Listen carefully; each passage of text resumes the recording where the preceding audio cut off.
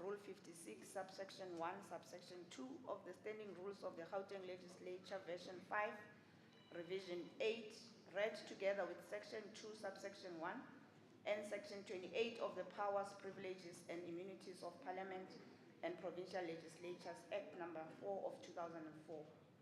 And for the duration of this meeting, this place will be the precinct of the Gauteng Provincial Legislature, and thus the standing rules of the legislature will apply and govern all engagements of the day.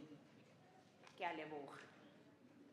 Re ke tseye sebaka se ke le dumedise all of you and welcome all of you go ya ka mafapha a lona a farologaneng. But before I do that, let me just indicate that we do have these gadgets. Gadgets, I think some of you have them, and if you don't have it, you can raise your hand if you need it. How we clock out, not at this stage. These gadgets are meant for translation. So if I speak in English and you can switch to channel Setswana or Sepedi, channel 2 on this gadget.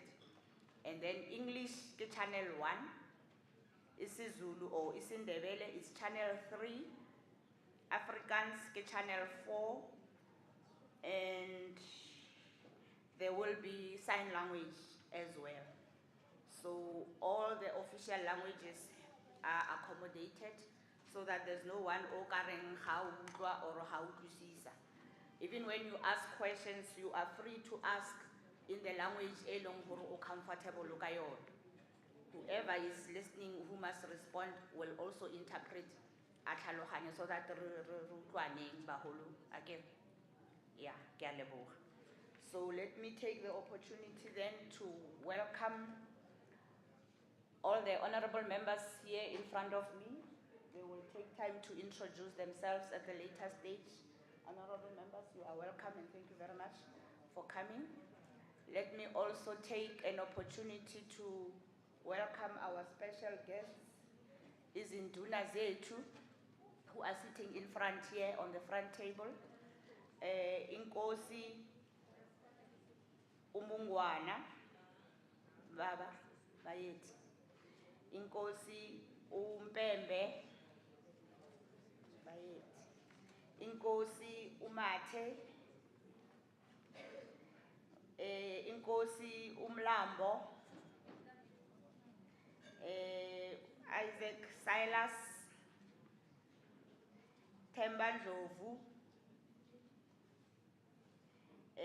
Khomotso Morotolo, Andile Sivaya, Michael Gamini. Okay. Raleboha, Rekaba Opela Matsoho.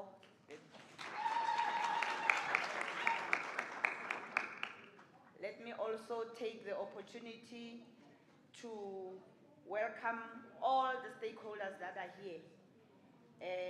I don't know if I should go by name, but I think I should acknowledge all of you who are here in your various capacities.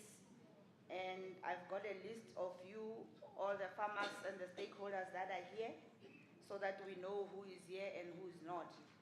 And Genale from Sidibeng, we do have Ives Eden, Renale Balimi Balekoa, Renale Bossahoff plots, Mellastain plots, extension 2, Bolong, Theoville plots, Evergreen Harvest, Moivater, Sebokeng Agri Park, Tia Everton Small Farms, Joran Krail Farmers, Tebeya Tumelo Mid-Val Farmers Cooperative, and chairperson of Gauteng Umbrella Fire Protection Association. And from Bronkhorstspruit, we do have the following amongst us: Sebenza Munyana Enterprise, Ngemase Trading Enterprise, Mulungo Agriculture Cooperative, Fefese, Tula Bronze, Ngondela Farmers, and from Soshanguve, we do have Umkariso Women in Water Cooperative from Soshanguve, is it? No, from Mamelodi. I think they've got it wrong here. Umkariso Women in Water from Mamelodi. And from Zirbekom and West Rand, Renale Fresh Living Garden, Reahula Development and Projects, Zondolelo Projects, Rekaufel Agriculture Projects, Vuguzenzela Agriculture Project, Makwe and Kids Consortium, Tutukane, SSD, Foods, and from Klipspruit West, we do have Ubuntu Community Development, Uplifting Pty. From Aikenhof, we do have Step Ahead Community Catering and Projects Cooperative. From Vlakfontein, Ngeges Lambe Cooperative, and from Orange Farm, we do have Churches Against Poverty Cooperative.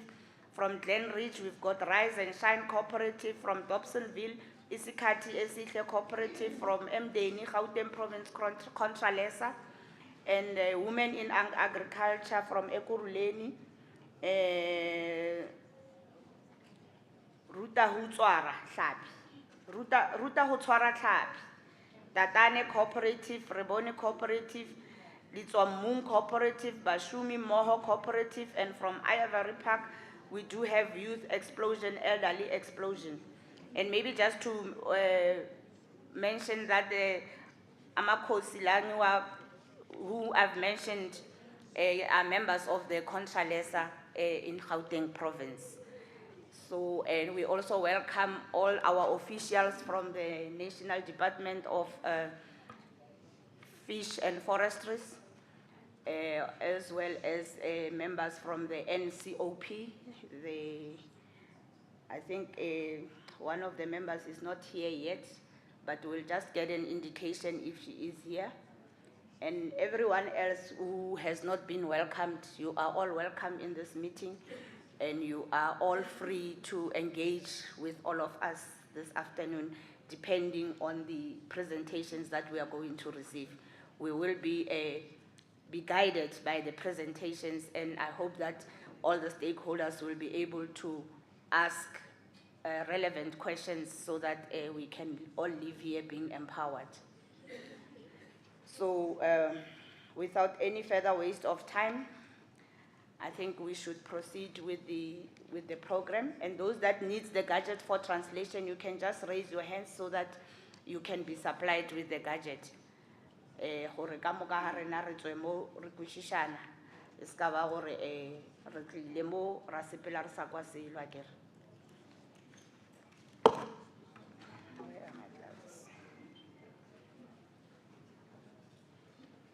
Okay.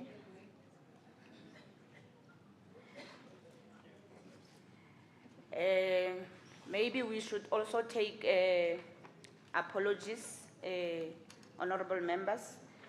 Let's acknowledge the apology that we received from the MEC Mbali Hlope, who is attending the Gauteng Women Entrepreneurs Awards. Unfortunately, she can't be with us here this morning.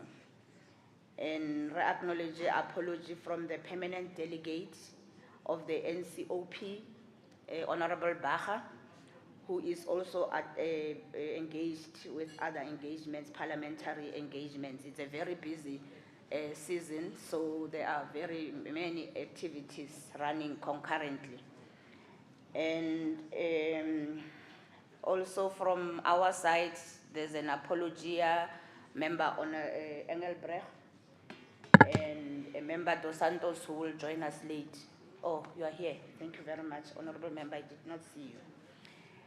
And I could say to apologize. Oh, member Hassan will also be late. Okay, thank you very much, Lebo. Just to apologize for the slight inconvenience that might have been caused to yourself.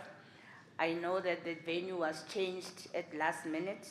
We were supposed to have been Gauteng City Hall. Unfortunately, there's a strike at Gauteng, and we could not be accommodated there. Hence, the need for us to change the venue, because we did not want to move this meeting. We had to proceed with the going through this bill. So my apologies for changing the venue last minute.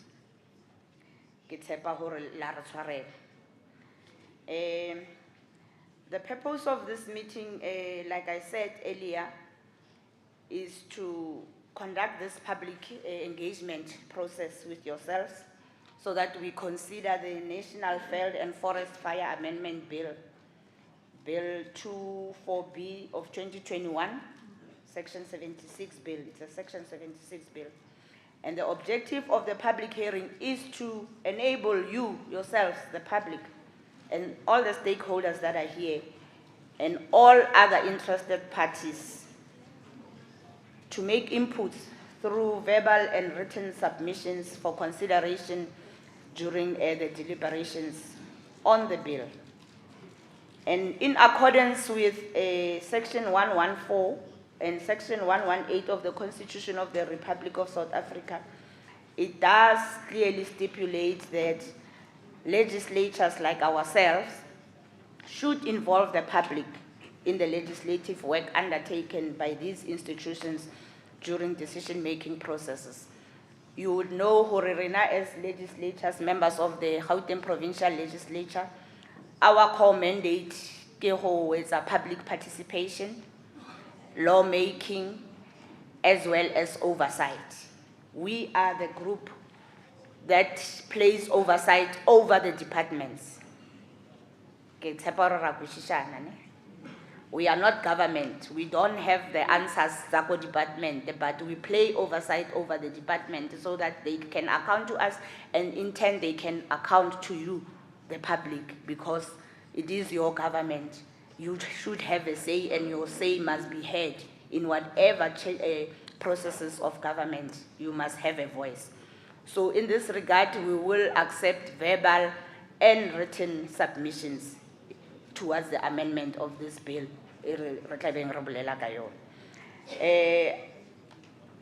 Let's look at our agenda.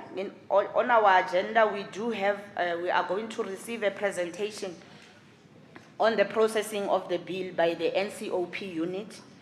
The legal advisor, Ms. Ngubane, I don't know if you are here as yet. I know she was getting lost. So if she's not here, we'll just make a few amendments on the program so that she can present at the later stage. But we will receive that presentation from the legal advisor, Mrs. Winnie Ngubane. And then we will also have a presentation on the National Forest Bill by the National Department of Forestry, Fisheries, and the Environment. And I think I'm told the officials from the National Department are here. Yes, it's confirmed. And then on the department side, from the Gauteng Department of Agriculture and Rural Development level, I'm not sure if they are here. Are they here? Okay, we'll also receive a presentation from the department as well. So those are just the three presentations that we are going to receive on the bill. And thereafter, we will have inputs and discussions from all of you stakeholders, either verbal or written as well, because we will not be able to speak all of us. Some of you might have to make written submissions rather. And I think some of you are organizations, you've got leaders who are leading the organization, so the leader of the organization can make the presentation on your behalf or the submission on your behalf. And thereafter, it will be followed by questions and inputs by members of the portfolio committee, and then the responses to the questions that would have emanated by the Department of Environment, Forestry, and Fisheries. And thereafter, it will just be announcements, if there are, and then we will be closing our session, followed by lunch. And I'm told lunch is scheduled to around 2:30 level, if I'm correct. So if we manage to, we should actually be finished by that time. I know it is a bit late, Mara, with the presentations. So, honorable members, there's the agenda. I don't know if I can have a move and a seconder to adopt the agenda. Honorable Miller moves. Can I have a seconder? Honorable Kanyani seconds. So thank you very much, honorable members. Let's then proceed with the presentations. And instead of taking the one from the NCOP unit, I'll move straight to the National Department of Forestry, Fisheries, and the Environment. and the official who's tasked with the responsibility can make the presentation. I don't see a podium. I don't know where she's going to make the, oh, it's here. Yeah, if you can just come on and introduce yourself and proceed with the presentation. Thank you very much. Okay. Good morning, ladies and gentlemen. Good morning, honourable members, Chair, and distinguished guests. My name is Winston Smith from the National Department of Forestry, Fisheries and Environment, and I'm in the forestry branch, and we are responsible for the implementation and oversight of this act. So, first of all, I think we are currently, to start off, we are currently in the middle of a fire season in Gauteng province. We're experiencing fires, not to a great extent in this province, but compared to other provinces like the Northwest, we have daily big fires, and this bill is basically addressing and seeing how we can improve on the implementation of the bill.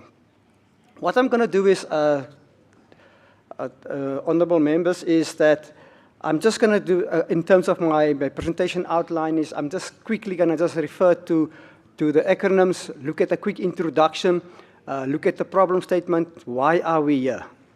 And we are here to amend the bill, but why? And then I want to say is that, what is the objective, why we are meeting for this bill? And then just step aside and look at the key areas that we want to bring to this committee or to the House, and then thereafter I will go into the detail. And there's quite a bit of detail, a couple of clauses that need to be changed. That's normally the boring part of the presentation, but that is the crux, and that's where the meat is. And then I want to just briefly indicate the stakeholders we've consulted, and then concluding remarks. There's quite a number of acronyms that we use daily in our life.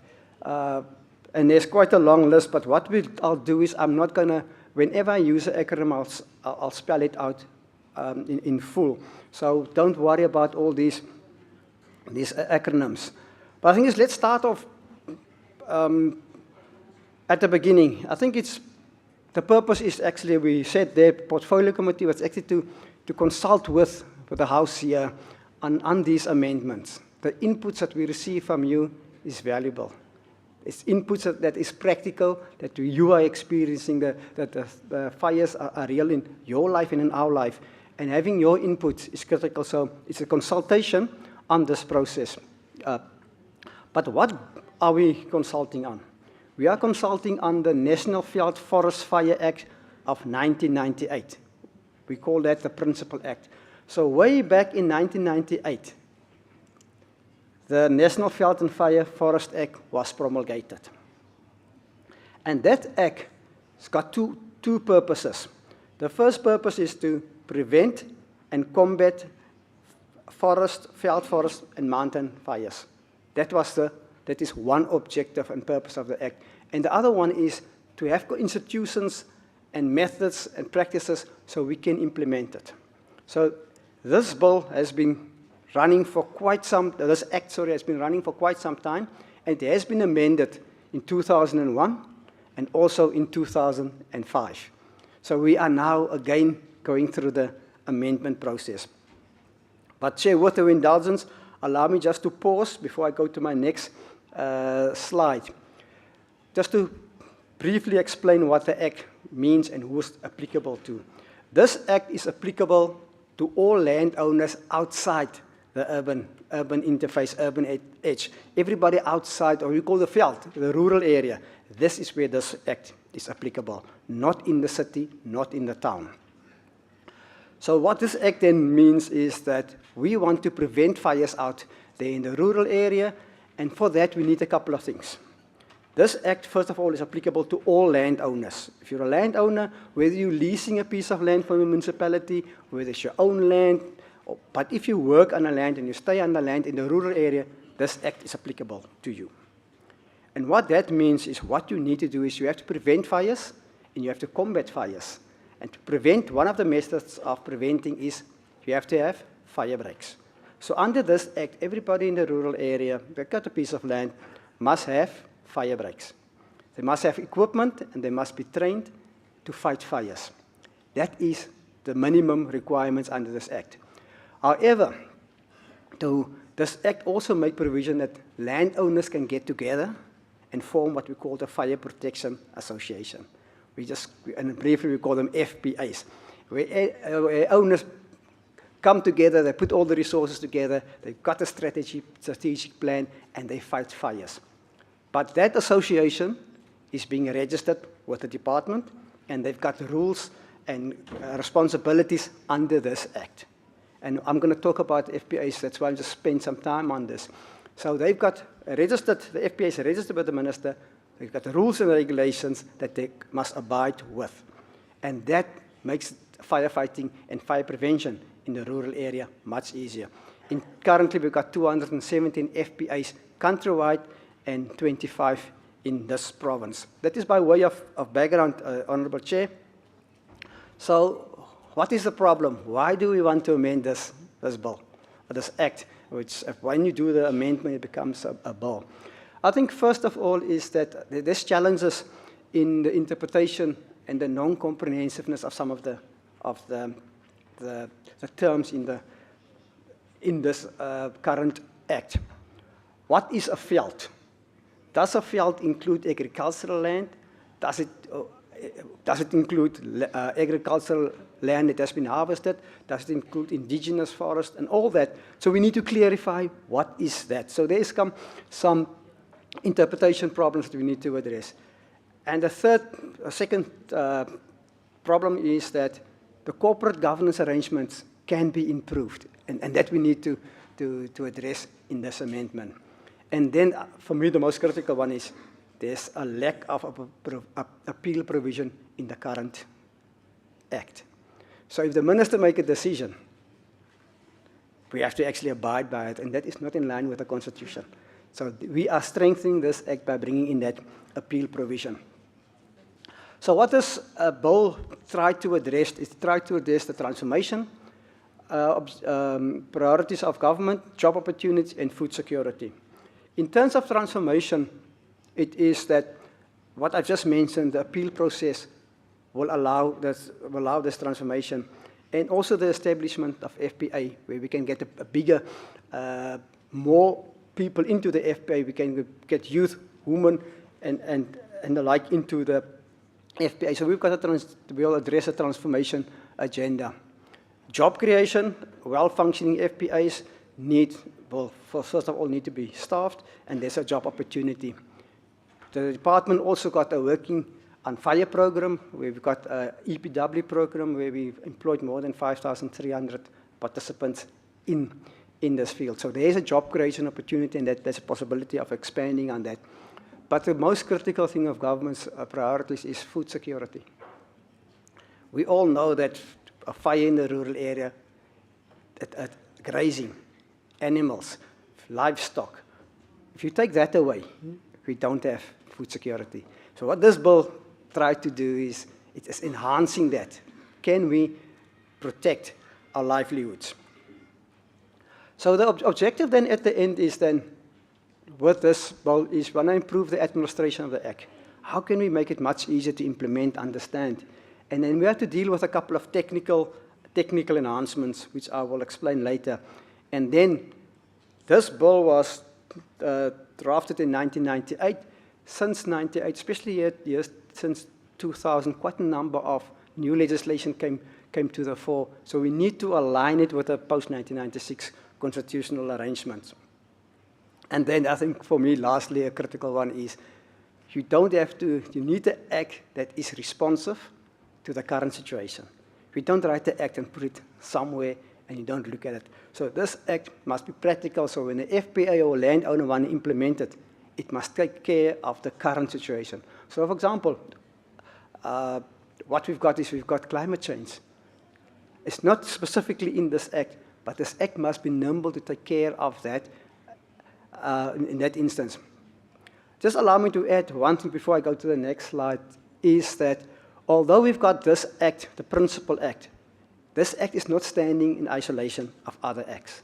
This is part of a suite of Acts that deals with veld fires and fires in general.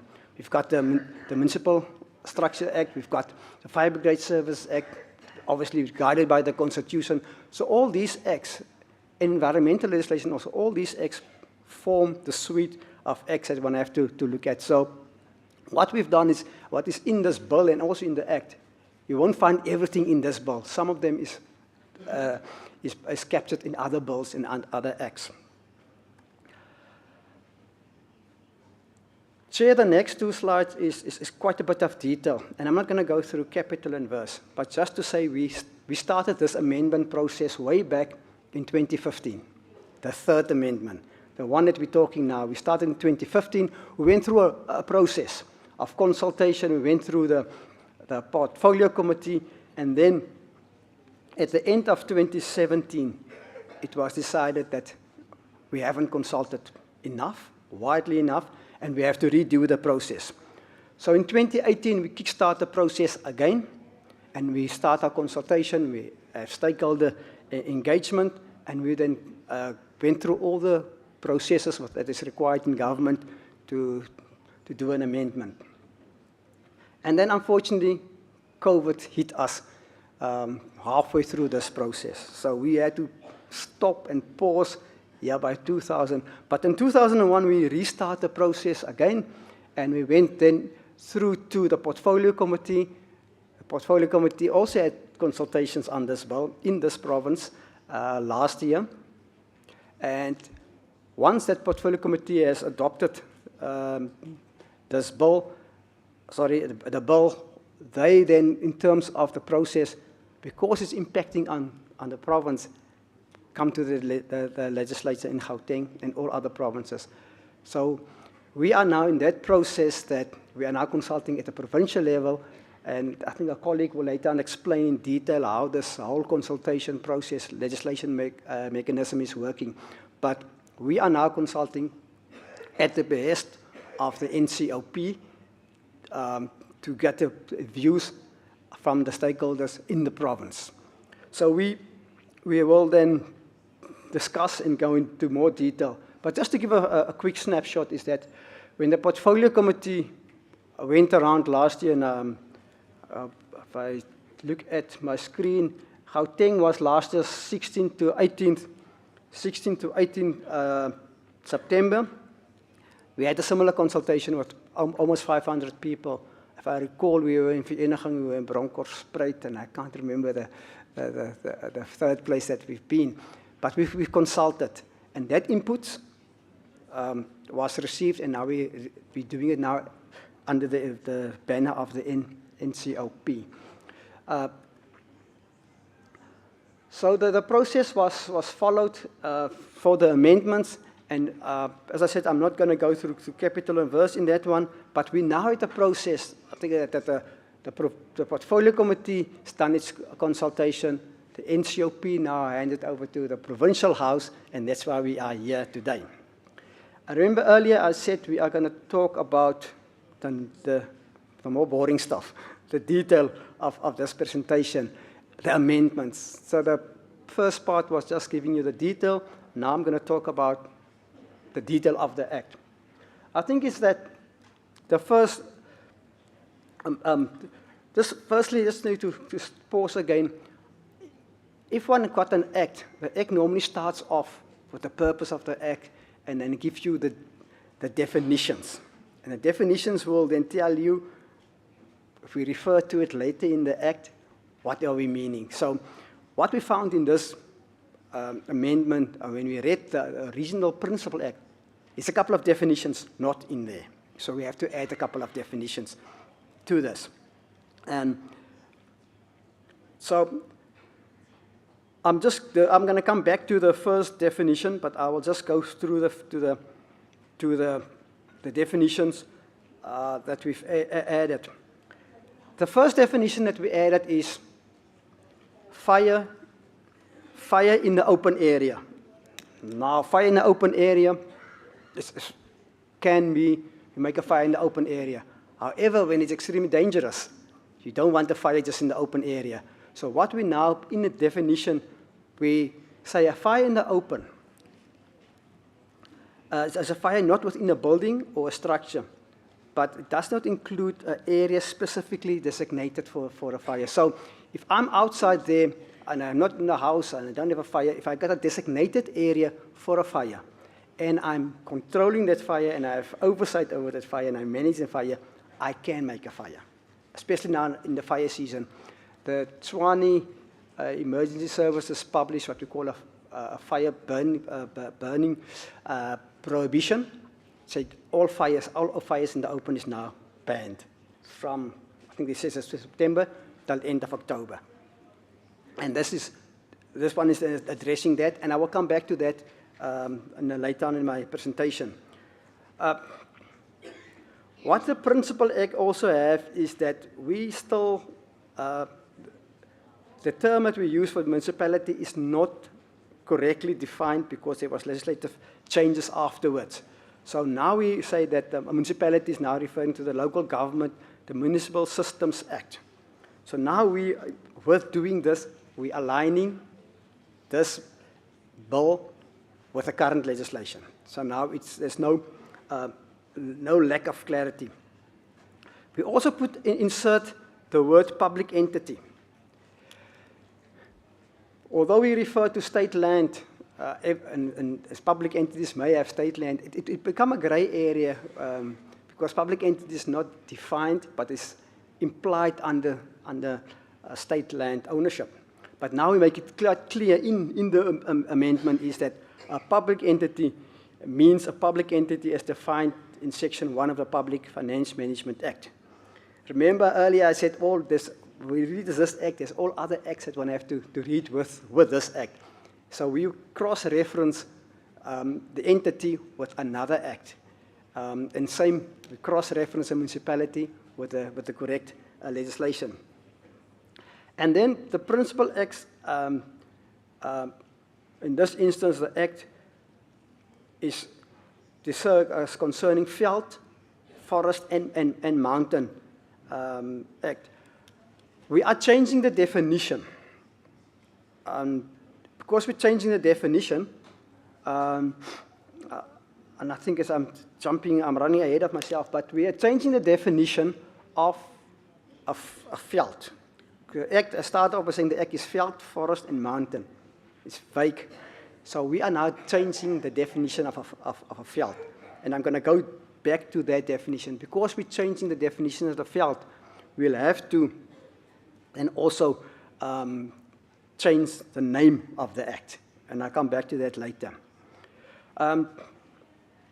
For me, the critical part, and this is where we bring in the institutional and institutional arrangements, is that this act the current act is silent on the important role that traditional councils play, especially in our rural area, where there's land holdings under their control and also fire having an impact on them. So this act now recognizes the role, important role of the traditional council.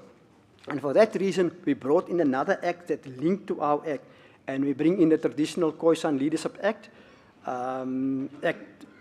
number 3 of 2019. So now we brought in a third act to strengthen our act.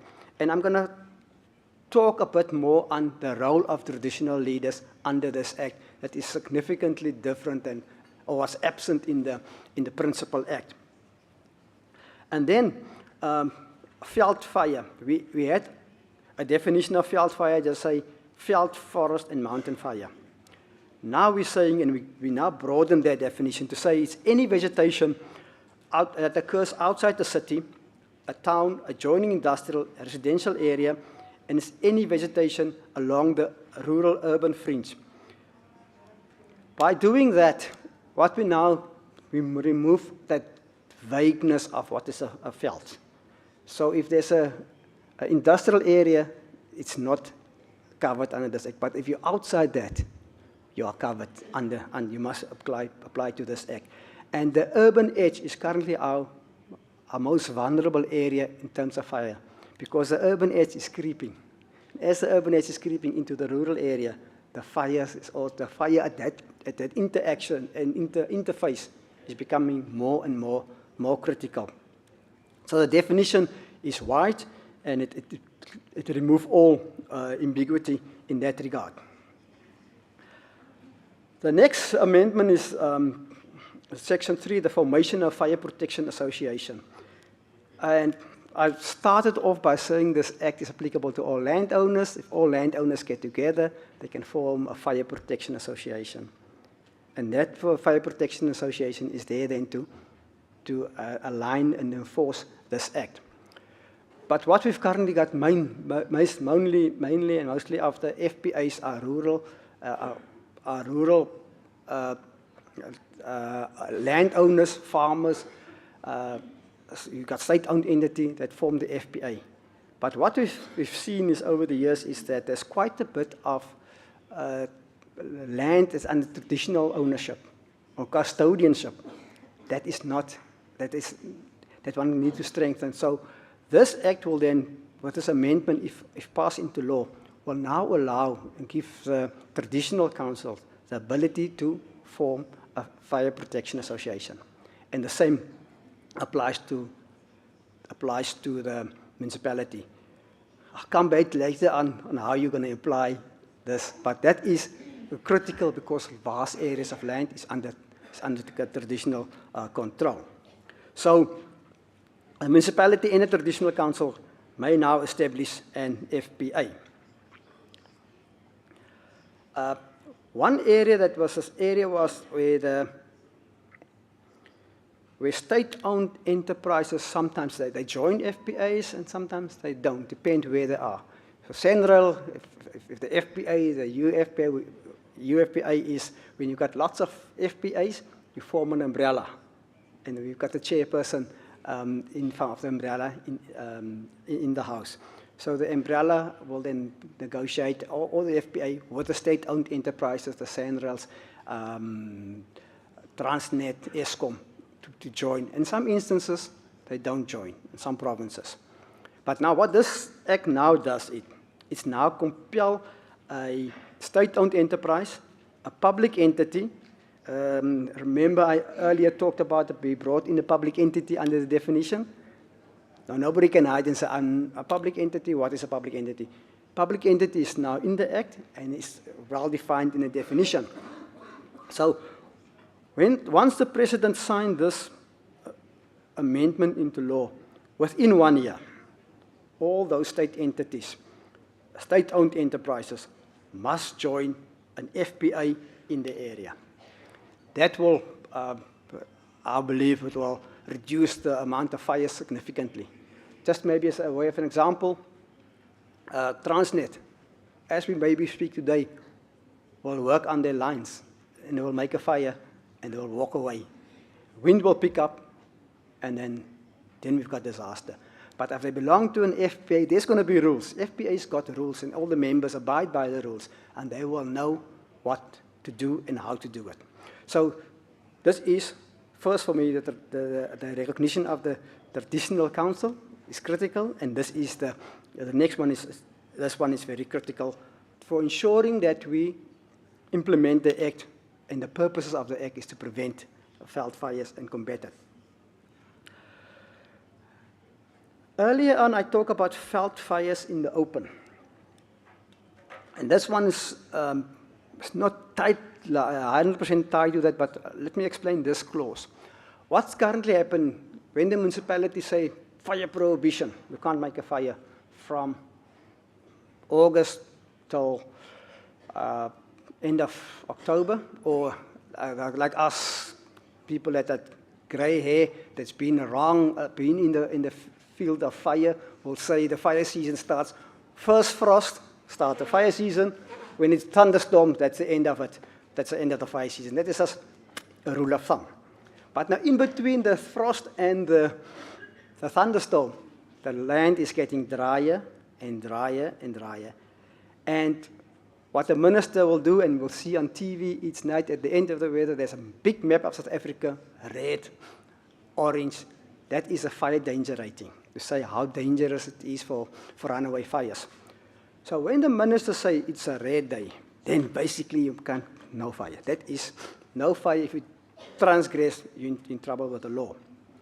However, fire is a friend, but it's also your foe. Fire is not always bad. And what we do is we want to use fire as a management tool. And one of the management tools is that, especially for environmental purposes, you want to, like a day like today, and I hope the UFPA umbrella protection session don't crucify me. But on a day like today, they maybe need to burn a piece of land for environmental purposes. You want the moribund grass to grow again. You want to get nutrients back, but you can't. So the Act is now stopping you from performing a function. So we are changing that by saying that if the conditions are terrible, it's hot, wind, berg winds, fire danger is high, and the minister is being approached to say, we want to make a fire for a particular reason. The minister, in consultation with the FPA, can say, yes, you can proceed. So that gives you a tool to enforce this or to address environmental issues. But there's also another critical one is for traditional ceremonies, we use fire. And if it's like now it's hot, humid, and actually you can't do, under the Act, you're not supposed to do it.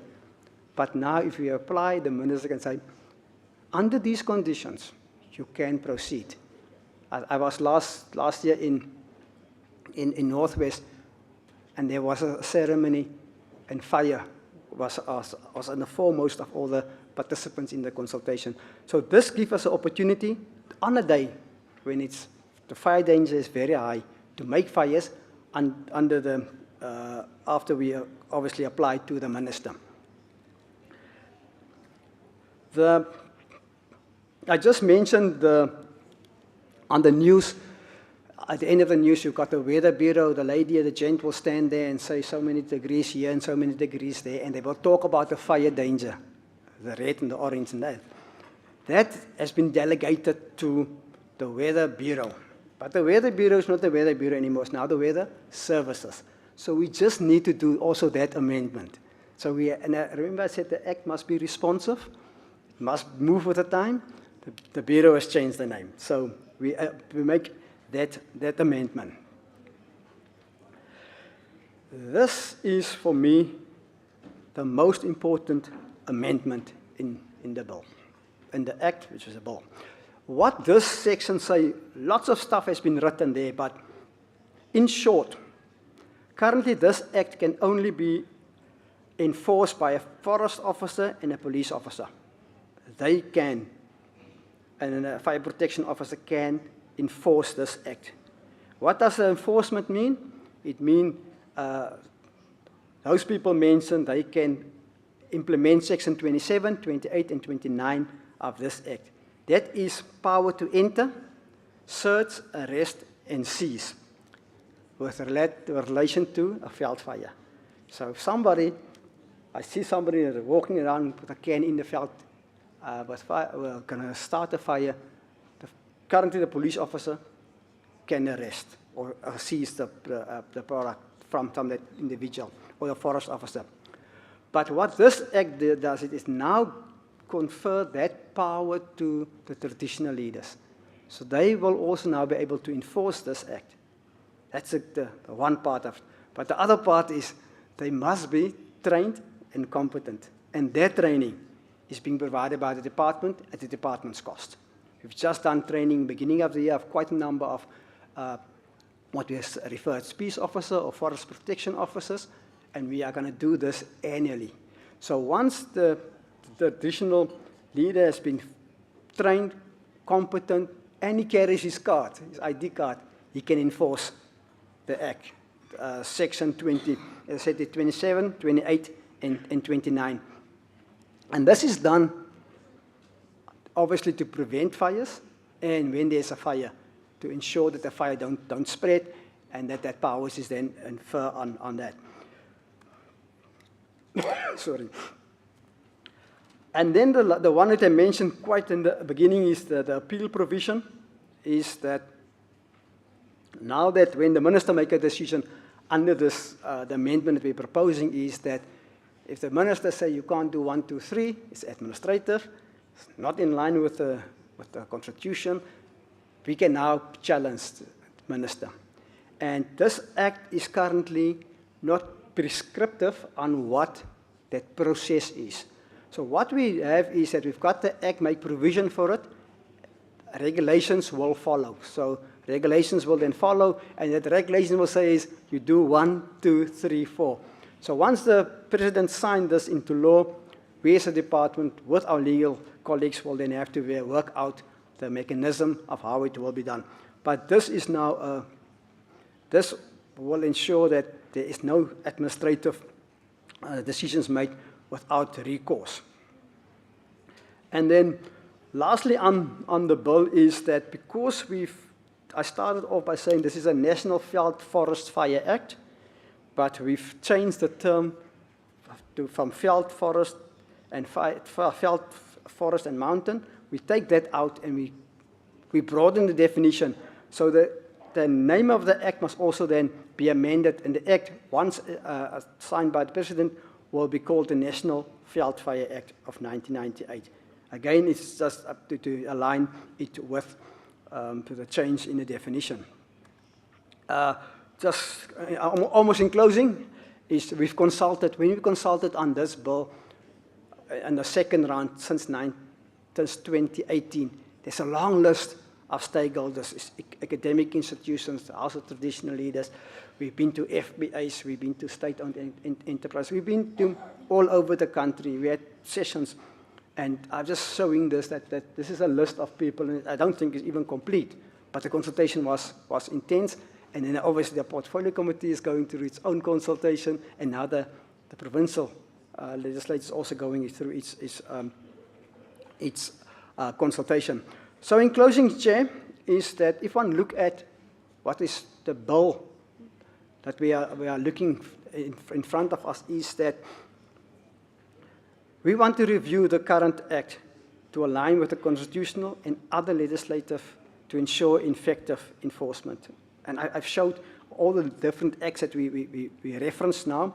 That will ensure that the amendment bill will then ensure that the administration of the act will be improved. And we've addressed a couple of technicalities, as I mentioned earlier. But also at the end is this bill, by bringing into these amendments into this act, we will ensure that the bill remains responsive and relevant in the field of combating and preventing veld fires. I thank you, Chair, and I thank you for your attention. Thank you. Well done. Thank you very much, Mr. Smith, for the comprehensive presentation and explanation on the changes that have been effected on the bill. Bill, before it can become an act of law, it's through this process, so that by clean and be relevant and be aligned to the Constitution of the Republic of South Africa. And like he was saying, they must also check that all the administrative processes are in line, so that the bill cannot be subjected to any unnecessary legal implications, as well as to ensure that all the technical issues are rectified before the bill becomes an act. And so that the other thing that he mentioned was that the amendment bill must remain responsive and relevant in the field of combating and preventing veld fires. So with the translation and everything else, le presentations, and he did highlight the areas body amended, body changed. It's an old bill, but it had to be improved, and so that it be relevant and be current, it be relevant to our situation. So thank you very much for the presentation. I'm sure the questions and the input will come afterwards, after we've taken all the presentations, so that all of us, we have a common understanding and we know what kind of inputs to make towards this amendment. So without any further waste of time, I will then call upon Ms. Ngubani if alideng, or maybe rather let's conclude with Ms. Ngubani, ne? Lebo. Okay. Should we take the department first? I suggest we do, and then Ms. Ngubani will wrap up. Okay, let's get someone from the department to make the presentation. You can introduce yourself before you present so that we know who you are. Yeah, thank you very much. Let's welcome him.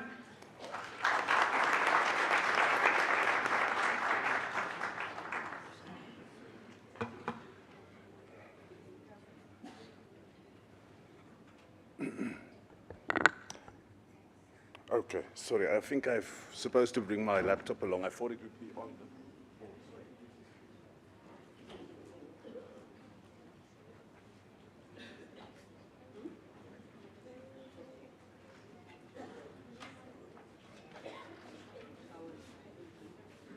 And maybe let's also acknowledge all the people who are on the social media platforms, on the former Twitter, which is now called X, as well as those that are on Facebook and on YouTube.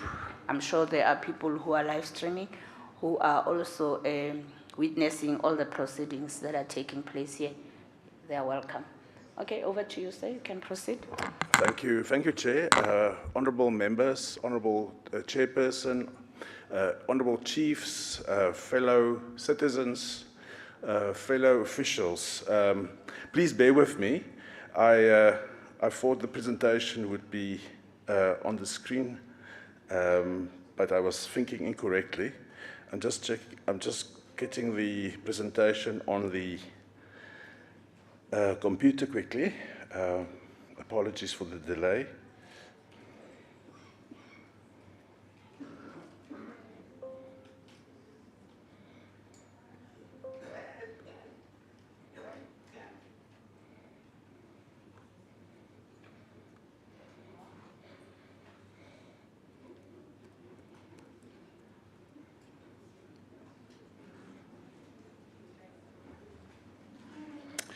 Yes.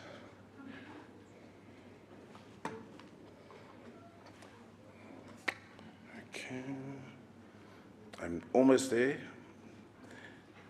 Okay.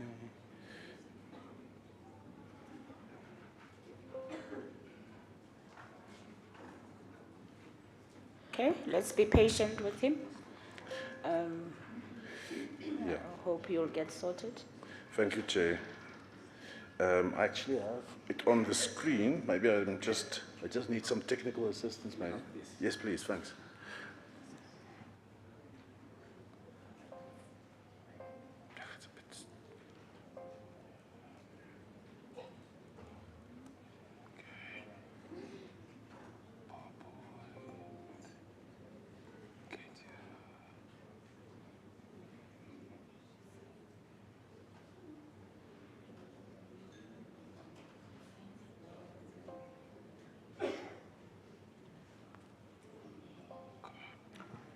And maybe in the meantime, I should introduce the members of the portfolio committee. I know I had promised to introduce them, but I didn't. And the two gentlemen are just out, but I'll also introduce them in their absentia. On my far left, we do have Honorable Mokwebo. Honorable Mokwebo, we can just wave to our stakeholders. Together. And we do have Honorable Dos Santos and Honorable Mela, just next to me. Good morning, everyone. Honorable Gogon Dlovana here on my right-hand side. Dumelang. And then next to Honorable Gogon Dlovana, Honorable Mpapa Kanyane. And then on the far right, Honorable Tulani Ndlovu. So these are members of the portfolio committee, agriculture, rural development, and the environment, of which most of you are familiar with. Yes, thank you very much. Are you okay there? Chair, this is a technical problem. It doesn't want to display, so I think the gentleman will assist me shortly. It's on my screen, but it's not on the on the big Oh, screen. on the Yes. viewing. I was just trying to quickly see what we can do to salvage the situation. In the meantime, Ms. Ngubane, also just be ready, ne? I just hope you are not going to suffer the same fate with the projection. Let's do like this. Sometimes technology has a tendency to fail us when we least expect it. Nenze sebetsa hantle before, but now all of a sudden something just happened. The computer is not very cooperative, it seems. Let me go and check that.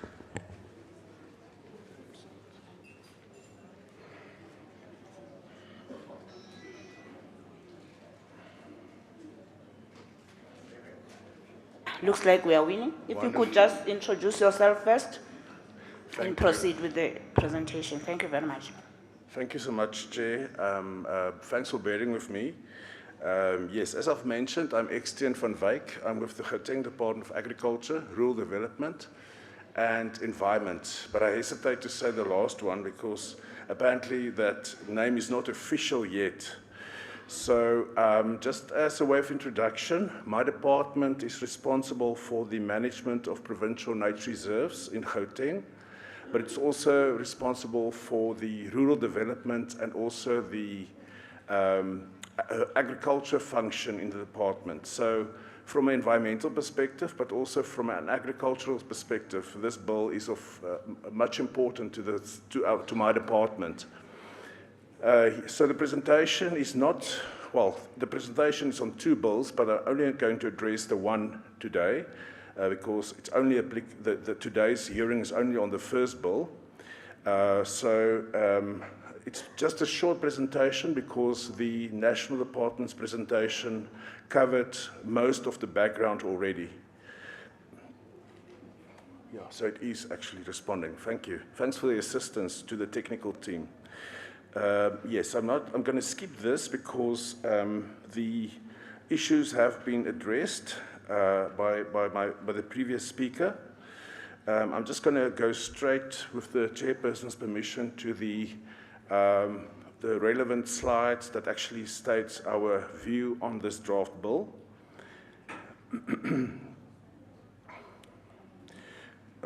Yes, I'm just going to, maybe I should just, yeah. So we did a comparison of the bill that was presented by my colleague, Mr. Smith, and we compared it with government's strategic priorities. We compared it with the following strategic priorities of government. Those priorities are transformation, job opportunities, and food security. So we are of the opinion that this bill will actually assist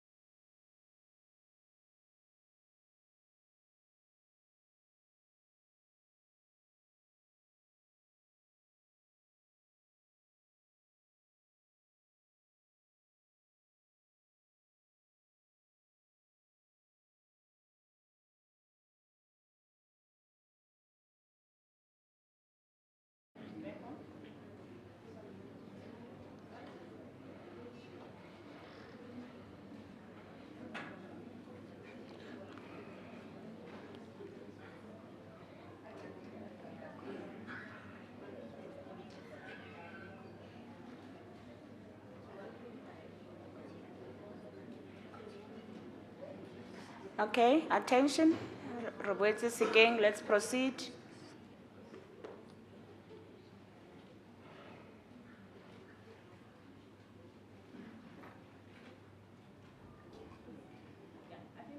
I think you can go ahead. Okay, Yeah. thanks, Chair.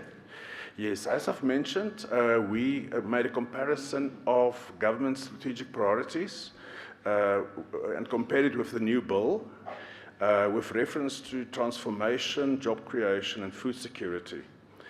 So we said through the provision of an appeal process against a decision taken under delegated powers and duties, the bill is indeed serving the objective of or priority of transformation. It means that at least there's now a remedy for persons who are aggrieved. They don't have to approach court. Instead, they can actually follow an appeal process. So it is a very, very important and positive move to actually introduce an appeal process. Secondly, the establishment of fire protection associations, promoting the involvement of traditional leaders and the inclusion of women and youth in decision-making is a very positive move and also should be welcomed. Secondly, with regards to the priority of job creation, the formation of fire protection agencies will give rise to job creation as provided in Chapter 2 of the Principal Act. Job opportunities in the expanded Public Works program through the Working on Fire program will be stimulated.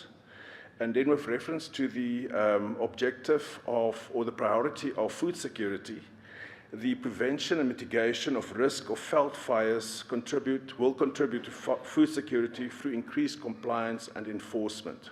So with reference to the government strategic priorities, we are of the opinion that this bill is indeed to be welcomed. So furthermore, just to elaborate, my department, GDARD or GDARD, is in support of the proposed amendments. The problems that was identified were addressed. The administration of the Principal Act will be improved. There are a number of technical enhancements that are provided by the new bill. There is better alignment with the Constitution. The Act is more responsive and relevant in combating veld and forest fires. And it's also aligned with government's strategic priorities. Also, it is also in line with the Intergovernmental Relations Framework Act to a greater extent. So I think, yeah, Chair, that is all from my side. I thank you for the opportunity. Yes, thank you for the opportunity. Thank you for your time, attendees and fellow citizens, chiefs. Thank you.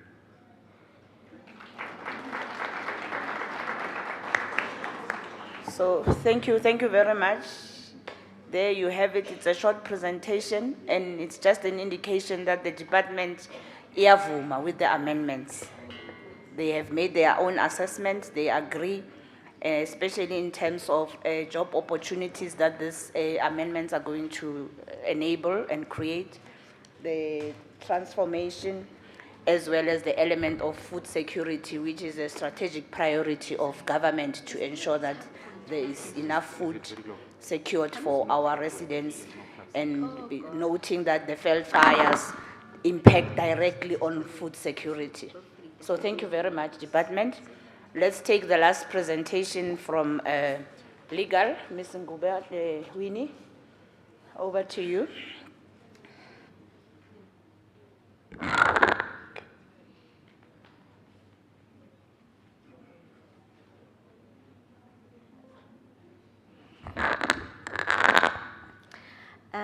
Good morning, Chairperson and honorable members, and all stakeholders. My name is Winnie Ngubane Sambo. I'm a legal advisor within the NCOP and Legal Services Unit in the GPL. And what I have before you, I think, is a very important presentation in understanding the procedure that unfolds when we are processing Section 76 bills within the legislature. So the whole purpose of this presentation is really just to take you into confidence as to what transpires when this particular committee sits and says that it is processing a Section 76 bill, i.e., the National Veld and Forest Fire Amendment Bill. And also, what we are also going to touch on is a very important aspect when we are processing Section 76 bills, and that is the public participation phase, and that is where we are right now. And a lot of stakeholders come to us and say, you know, we hear you, you say that we must input, make inputs on your bills, and make comments, and we do exactly just that. But we don't know whether the committee actually sits down and takes into account all of these submissions that have been made. We don't know that maybe they just completely disregard it and we are just here for a tick boxing exercise. And I want to assure you that that is not the case. The committee takes your inputs very seriously, and when I am presenting this particular presentation, you will see exactly where your comments fall into, and so that you know your concerns may be allayed if you had any. So my presentation is structured into two parts. The first part is the introductory section, and I'm just going to whiz through it, and it really seeks to just introduce to you what exactly is the legislature, what do we do, where do we derive our mandate from. And then the second part, part two, is I think the most important part, is processing a Section 76 bill in the Gauteng Provincial Legislature. And so that is where I'm going to spend most of my time on.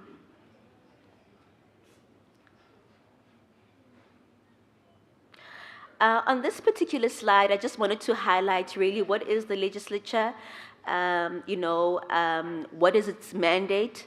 And so here we just wanted you to note that, it's one of the three arms of state and which coexists with other arms, i.e. the executive and the judiciary, within the doctrine of separation of powers. And then it also derives its mandates of oversight, lawmaking, public participation, cooperative governance from the Constitution. And when it does its work, in carrying out its work, the legislature just ensures adherence to the Constitution. We also have standing rules of the legislature which govern our internal arrangements, and we also adhere to all other relevant legislation or laws of the Republic of South Africa. And then I just wanted to zoom into our lawmaking process, and this basically, this slide basically just sets out the source of our powers. So when you look at Section 104 of the Constitution, it confers legislative authority on all provincial legislatures, including the Gauteng Provincial Legislature.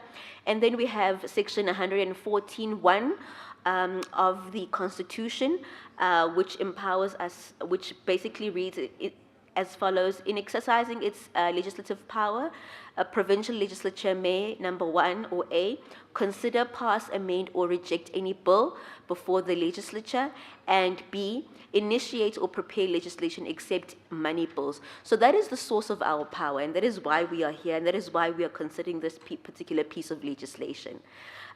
It is constitutionally sanctioned. And I also just wanted to highlight, sometimes people ask, what is a bill and where does it fit in the legislative process? So we just wanted to highlight the fact that a bill is a proposed legislation in draft form, which is under consideration by a legislature.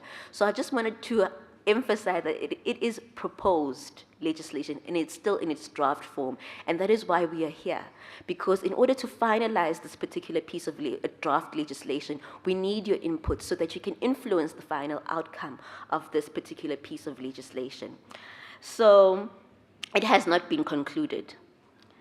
And then I wanted to just highlight some of the bills that you may have come across and also just to place into context exactly where does this particular bill fit in as a Section 76 bill. And so the first category of bills that I'd like you to note are Section 74 bills, and these are bills that seek to amend the Constitution. Then we have Section 75 bills. These are ordinary bills not affecting the provinces, so we don't really deal with those as provinces. And then we have Section 76 bills, and those are the ones that are highlighted in red. And these are ordinary bills affecting provinces. And so that is why we are here again, because this particular bill has been categorized and tagged as a Section 76 bill. And therefore, the inputs of the provinces, the inputs of the people of Gauteng need to be factored in when we are processing this particular piece of legislation. And then we have Section 77 bills, and these are money bills which we need not worry ourselves here in this particular meeting. These would include bills such as your division of revenue bills, etc. So we need not worry ourselves with that particular category. Moving on swiftly, I move on to part 2, which is exactly how do we process a Section 76 bill in the Gauteng Provincial Legislature. And what I'm going to take you through is a flow chart or a diagram, if you will, that sets out each of the different phases. And I wonder whether you can actually see it. Is it visible enough, even to the people at the back? Can you see each of the boxes, or do I need to just zoom in a little bit? Zoom in a little bit, okay. Let me try that.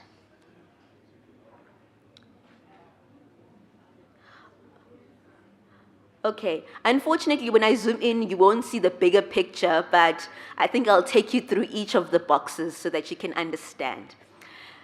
The first box really speaks to the NCOP informally referring the bill to provincial legislatures before the bill has been introduced or tabled in that particular house. As you would know, our parliament is divided into two houses, the National Assembly and the National Council of Provinces. And the National Council of Provinces really, in summation, I would say looks out for the interests of the provinces in national parliament. And when it has received a bill, when the National Assembly has passed a bill, it then transmits it to the National Council of Provinces, and the National Council of Provinces will then informally refer it to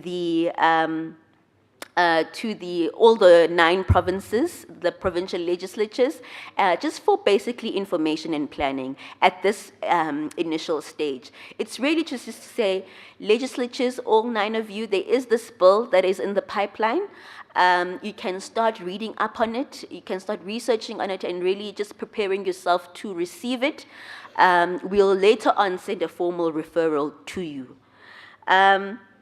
And once that's the next box, once the NCOP has transmitted or informally referred the bill to the provincial legislatures, the Speaker of the provincial legislature will then informally refer the bill to the relevant committee and the relevant MEC for information and planning. So the relevant committee in this case would be exactly this one that is before you, and the relevant MEC would be the one that my colleague, the previous speaker, who was making the presentation, that's his department. So it would have been forwarded to him, to his department, so that they can also just prepare themselves for this particular bill that is going to be later on formally referred to them.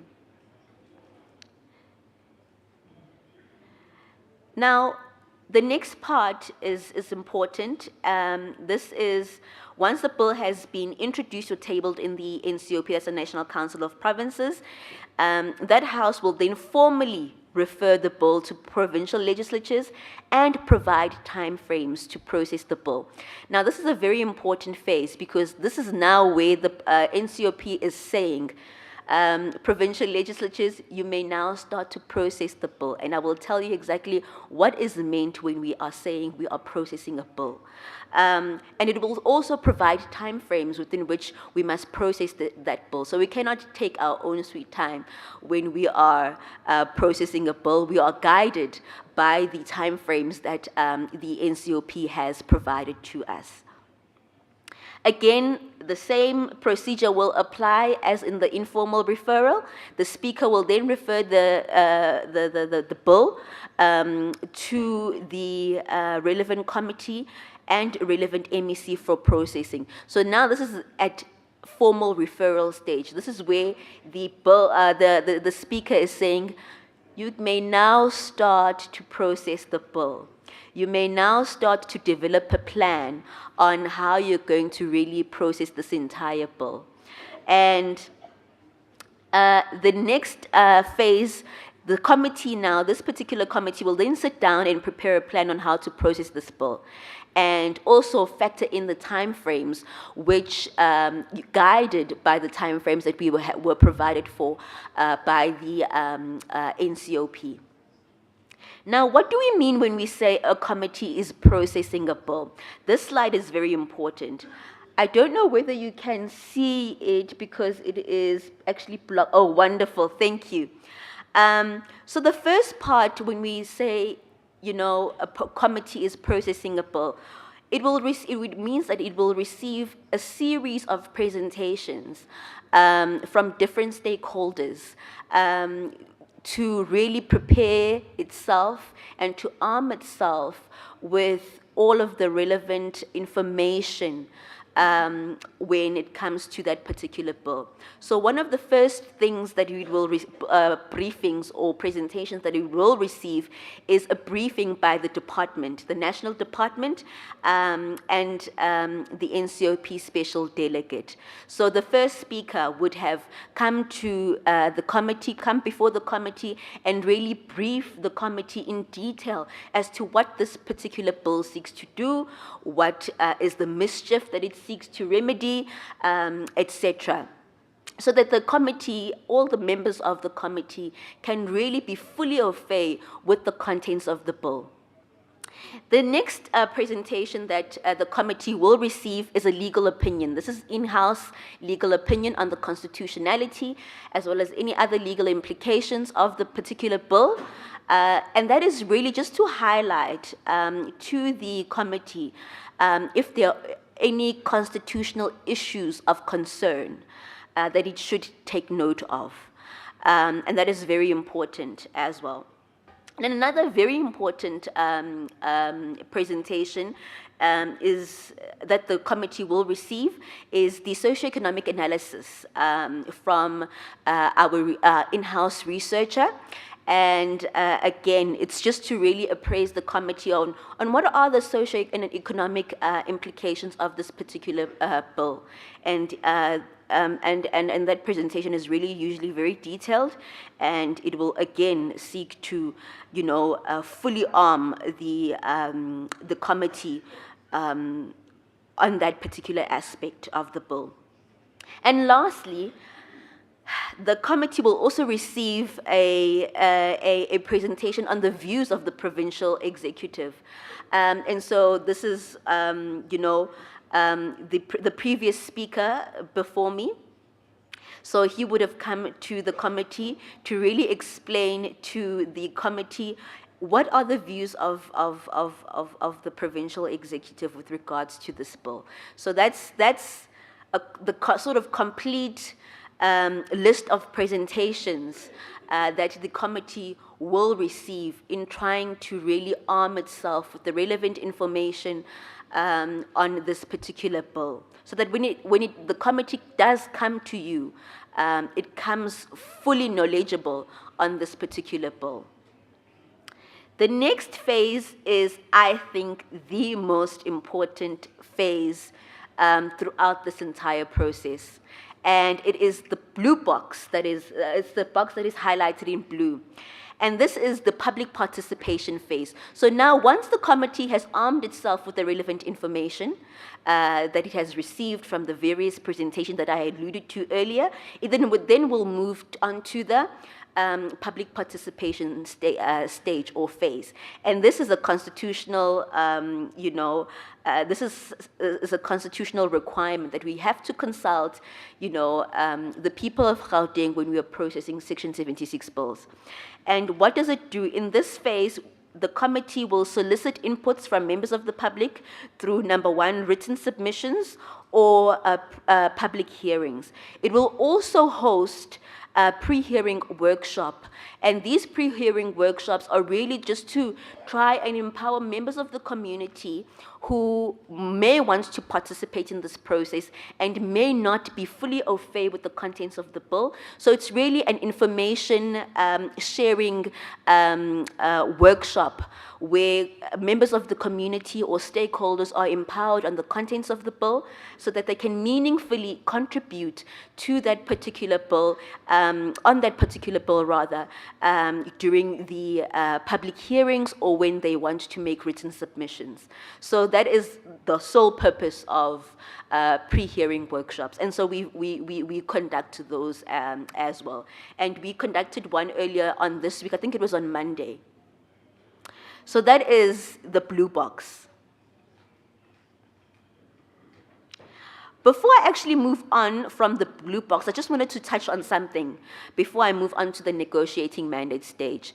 And this is relates to how we make submissions to the committee so that we can ensure that you can ensure that your submission is relevant and will be taken into account when the committee actually sits down and considers all the relevant submissions. When you're making submissions, one of the tips that I would give is that you stick to the contents of the bill. What is the bill trying to say? Do you agree with what the bill is trying to achieve? For example, you can tackle a particular clause and say, clause, I heard the speaker saying, the first speaker saying, clause 3, for example, says X, Y, and Z. Well, I do not agree with that because of X, Y, and Z, and this is what I would propose that clause 3 look like. So that kind of submission is really helpful to the committee, and the chances of the committee actually taking into account and actually taking your submissions on board during the negotiating stage or phase are much higher. Instead of having a stakeholder stand up or make a submission on perhaps a housing matter which has no relevance to the particular bill that we have before us. So all those submissions that may not be, relevant to the contents of the bill that is before us, we as a committee cannot take those into account because they cannot speak or they do not speak to what we are looking for. So please let's stick to the contents of the bill and make comments on the contents of the bill. The next phase is a very important phase, again, which is linked to the public participation phase that I was speaking to. And this is the negotiating mandate phase. And the negotiating mandate phase is really, where the committee will now indicate the parameters for negotiating and also include any proposed amendments. So once this particular process has been concluded, after this hearing and after the close of the written submissions, the committee will go back to the legislature and sit down and consider all of the submissions that it received, whether written or oral. And then it will sit down and sift through them and see, okay, which are the relevant ones? Which are the submissions that we can actually input and put in this document that we call the negotiating mandate that we will now send to the National Council of Provinces Select Committee for consideration. So it's really a document that I always say it's the Tumamina document, where the committee is saying, this is what the people of Gauteng are saying about this particular bill. And these are the proposed amendments that came out of this particular process. National Council of Provinces, here's the full document, consider it. And so that is where your views are going to go. So that is the national, that's the negotiating mandate phase. And we now move on to the final mandates phase. So once the NCOP Select Committee receives all the inputs from all the provinces, it will then sit down with also the department and really process and consider all the inputs from the 9 provinces, and then it will indicate whether it will accept or reject some. And that it comes in the means of a C&D version of the bill. It's a very technical term, but it's just really feedback from the NCOP Select Committee to say, we accepted these are the amendments that we accepted, and these are the amendments that we rejected.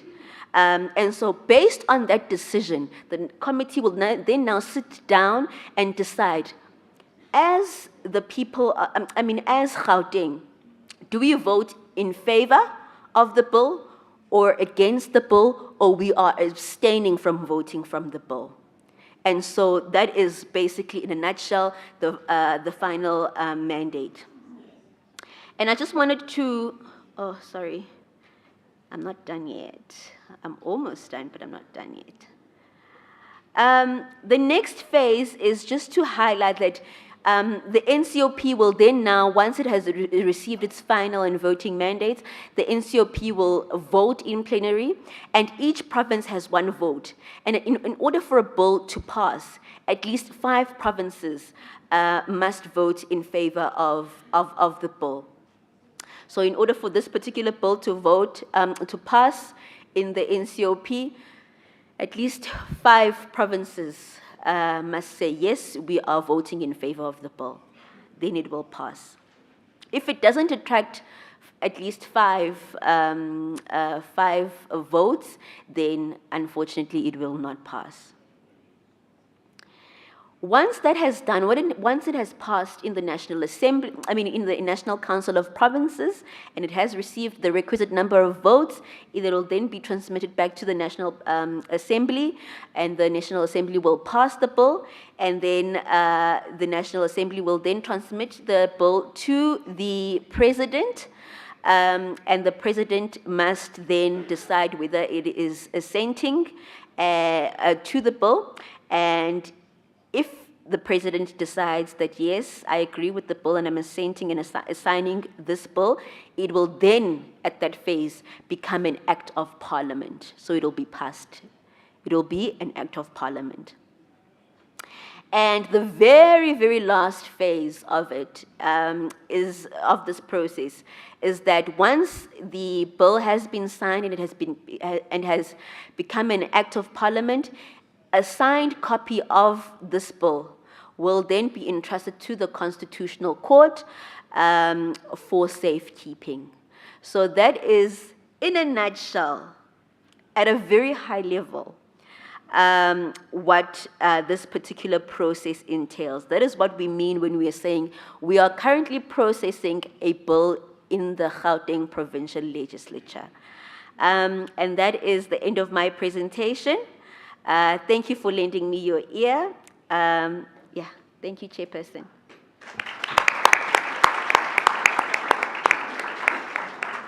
Thank you. Thank you very much, Ms. Ngubane. As usual, you are very thorough in explaining all the processes. And I'm sure stakeholders, this is lawmaking. It's not an easy process. That's why sometimes as the public, complain, hey, this thing, it's just why kalisela, why basayetse molao, you know, because it follows these processes. It's a protracted process. Rena, as portfolio committee members, we have been briefed, like she explained how it was informally introduced and all that. So we've had interactions with the select committee, NCOP. It's been a process. All the processes that she has explained, we have gone through them. And like she's saying, Rena, today as Gauteng, we are conducting this public participation. it is taking place as well in other areas, Kobo Free State, Eastern Cape, Northern Cape, Limpopo, all the provinces are also required to conduct public sessions like we are doing today, so that we get the mandate from yourselves, from the various provinces. And like she explained about the negotiating mandate and the voting, because after this, when the process unfolds, we are going to also have another meeting with all the other provinces so that we can vote on the amendments. And then once the 5 votes go through, the process is taken through to the president to accent so that the bill becomes an act of law. She explained the process in detail. So at this stage, before I take your hands, I'm going to request members if they've got any comments or anything to say in relation to this amendment. And then thereafter, I will take hands from all of you stakeholders so that you can also make your submissions if you do have any. Honorable members, can I just get an indication if you want to, Honorable Miller, Honorable Ndlovu, and Honorable Ndlovan. Okay, in that order, Honorable Miller. Thank you, Madam Chair. I just have a question, more of a question of clarity and maybe further explanation. Mr. Winston Smith, sorry for you. You mentioned earlier that there will be a regularization in training of to prevent fire breaks and so on, especially within the FPA. But if you are not a member of an FPA, how would our rural, especially smallholder farmers, be trained? Is there a way to regularize that training? And how are we educating them on training? Are we going around making sure that they are trained? Because I'm sure many of us think we would know what to do when there's a veld fire. But are these smallholders being trained on how to prevent the fire? And I think that's also beneficial for many of the stakeholders here today. How would they be trained? Thank you. Thank you, Honorable. Honorable Ndlovu. Thank you very much, Chair. Let us welcome the presentations. Mine, I think, is just few clarities that I think I need to understand better, and also with the stakeholders here. One is to ask, and I'm not sure where are they located. the responders will locate the questions, yes. The first one is to understand the plan in terms of dealing with the cross-provincial border fires. Sometimes it does not make sense as to who is dealing with that. So if we can get a clarity there. Number 2, who is responsible for rehabilitation of the public-owned land that is always ravaged by fire? And the other one is just to check, you know, in these FPAs were formed some times back, and sometimes back there was a worry or a concern that municipal state entities do not want to partake. And for me, they become the center of these FPAs, and we were told that we have 25 in the province. Just want to check if municipal state entities are participating, your city power, your city parks in Johannesburg, for example, and the emergency services, if they form part of these FPAs. And maybe the last one is just to say, Chair, these exercises must not just be blue ticking box exercises. All these things that would be raised here, at some point as the committee, we must monitor or be able to check if indeed these things are happening. Otherwise, if we come here, just speak and go home, we'll be failing our people in the province. Thank you very much, Chair. Thank you, Honorable Ndlovu. Honorable Ndlovana. Thank you, Chair. Mine, the first one, has been covered by Member Ndlovu with regard to the formation of the FPAs and the participation, because it is important for the committee to know so that it's part of one of our oversight. Then the second thing, Chair, is that we have realized in the presentation that both the department together with the the national department together with the provincial department, they agree in principle on certain issues. Ours is to listen to the stakeholders and take what the stakeholders are going to give us into consideration, the relevancy with regard to the bill. That's what I was interested with.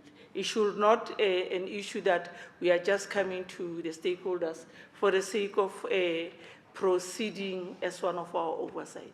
It is important for us as a committee to hear the opinion and the view of the different stakeholders with regard to this bill, because it has an implication on what they are, it will have an implication on what they are doing, positive or and also negative. Thanks, Chair. Thank you very much, honorable members, for the input and setting the tone in terms of how you need to input into the bill if you have to.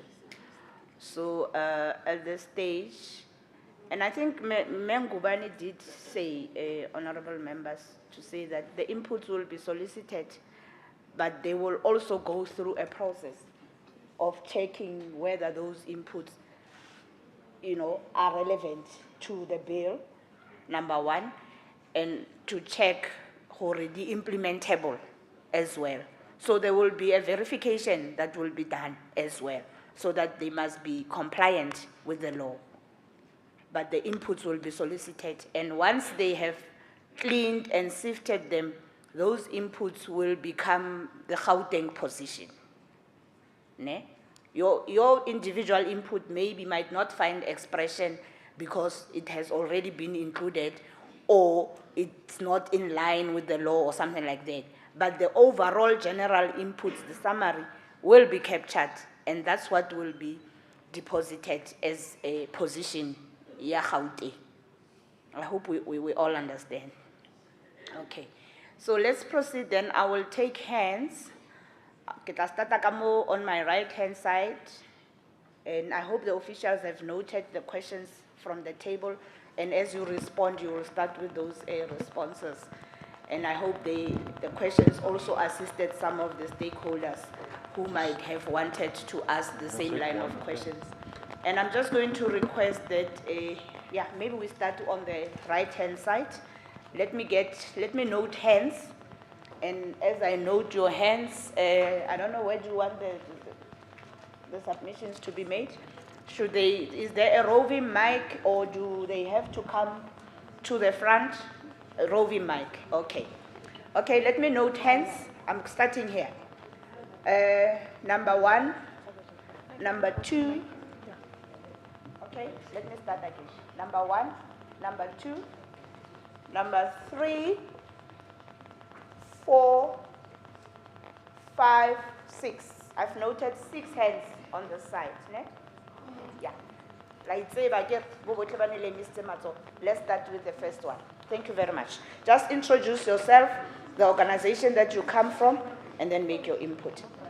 Thank you.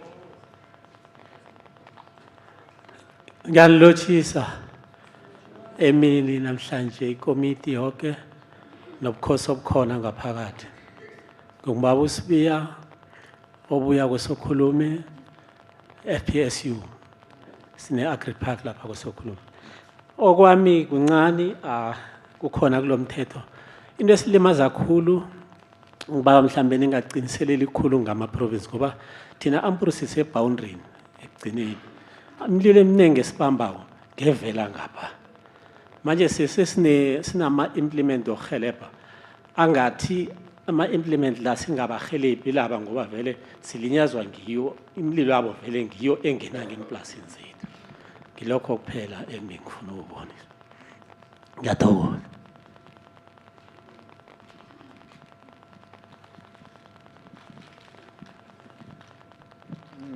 Morning, everybody. Thank you, Portfolio Committee on Environmental and Agricultural and Rural Development. Na amakhosi akhona siyawabulisa. My name is Ivan Shabangu. I'm coming from Broncos Parade, from Sarah and Ivan Shabangu Farming Enterprise. I just want to know, Uguti, as we are in Tshwane, I think Tshwane is also responsible to have something like this that would be able to implement it within our areas. But I would have thought that this process would have started by Tshwane itself, so that we, the beneficiaries that are within that, can have our inputs first so that they can further delegate it to you as Gauteng, as a main province in Gauteng. And the reason I'm saying this is because the fires that are troubling us is in most cases we are on the boundaries of the location and the farms. And in most cases, and as we know in South Africa now, people are just giving them places and squatting, and there's no control. If we report it, nobody is following up on those people. So most of the fires are started at that site. In most cases, there was a process where the municipality would, before the veldfires starting season, they would make boundaries between the location and the farms. Now those things are not taking place anymore. That's why I'm saying if there was a law within Tshwane for them to implement that, or to engage with the farmers, as to say, how can we assist in combating fires? Or what are your challenges as farmers? So that we can raise these things with them. So those things are not happening. So if I'm of a view that if that process can then be started, it will be able to facilitate this process. I thank you. Thank you very much. Let me take the opportunity to welcome another member of the Portfolio Committee, Member Fasia Hassan, who has joined us. Honorable Member, you are welcome. We noted your apology that you will be joining us late. Thank you very much for coming. Okay, let's proceed with the third speaker.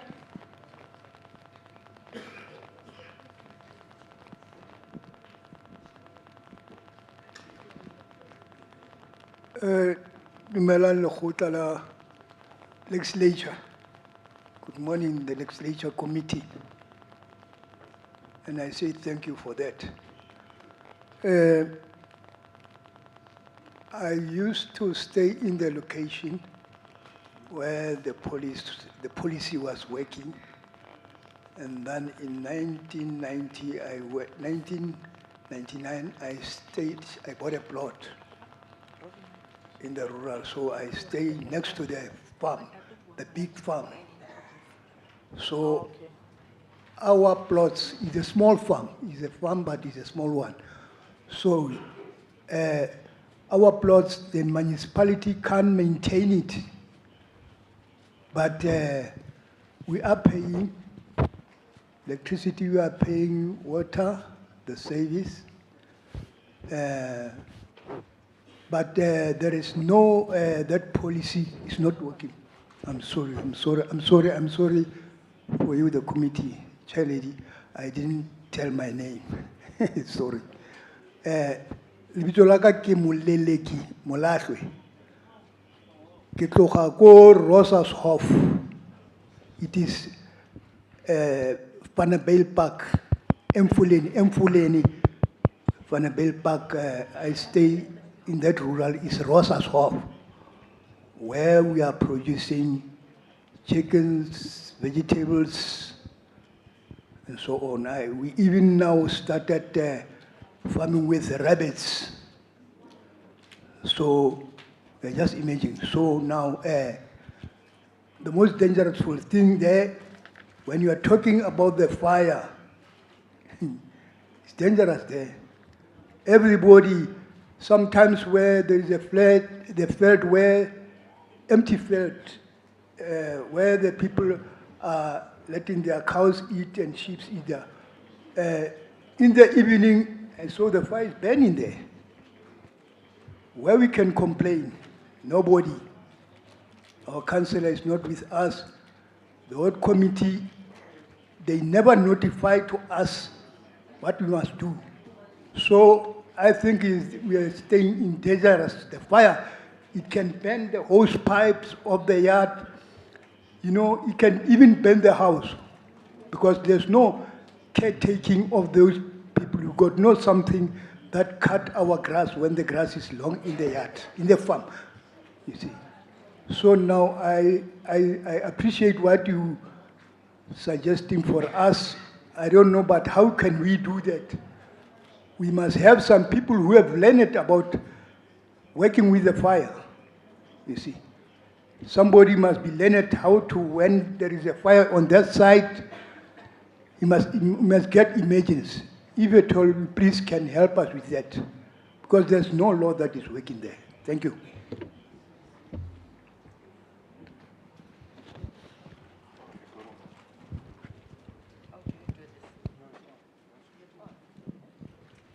Thank you very much, and good morning to Chair and honorable members and the House at large. My name is Tepsin Tsawani. I come from Eves Eden, also in Fanabel Park. And we really, really want to appreciate the opportunity given to us to voice our opinions. Firstly, Chair, let me start by emphasizing on administration of the Act. In my opinion, I don't think the Act has been effectively administered. If it was, we would have minimized Veld fires. We are sitting in a situation whereby you see fire all over, you know, especially during this season. Veld fire has increased, Chair, and that culminates to job losses and food insecurity. So completely, you know, it works against your plan of job increase as well as food security. Also, we would want to make a submission that effective training should be looked at. Perhaps that should be taken to our rural schools as well, because if we teach our children on how to prevent and combat fire, I think that would, you know, assist, because they still have energy, the mind is fresh, and they will also teach us as adults, you know, how to prevent fire. Maybe we need to look at curriculum. We are saying perhaps that could be, you know, make a curriculum. Also, not only rural schools, but agricultural colleges. It has to be a compulsory thing, because there is no way that you can be a farmer and not know how to combat fire. We live with fire, we live by fire, fire is there at all times. And the big question is, who causes this fire? Because it doesn't just happen. It is you and I. It is our children. It is lack of knowledge. The people that smoke, they cause fire because olatlela stompi fela, and then fire yatsog.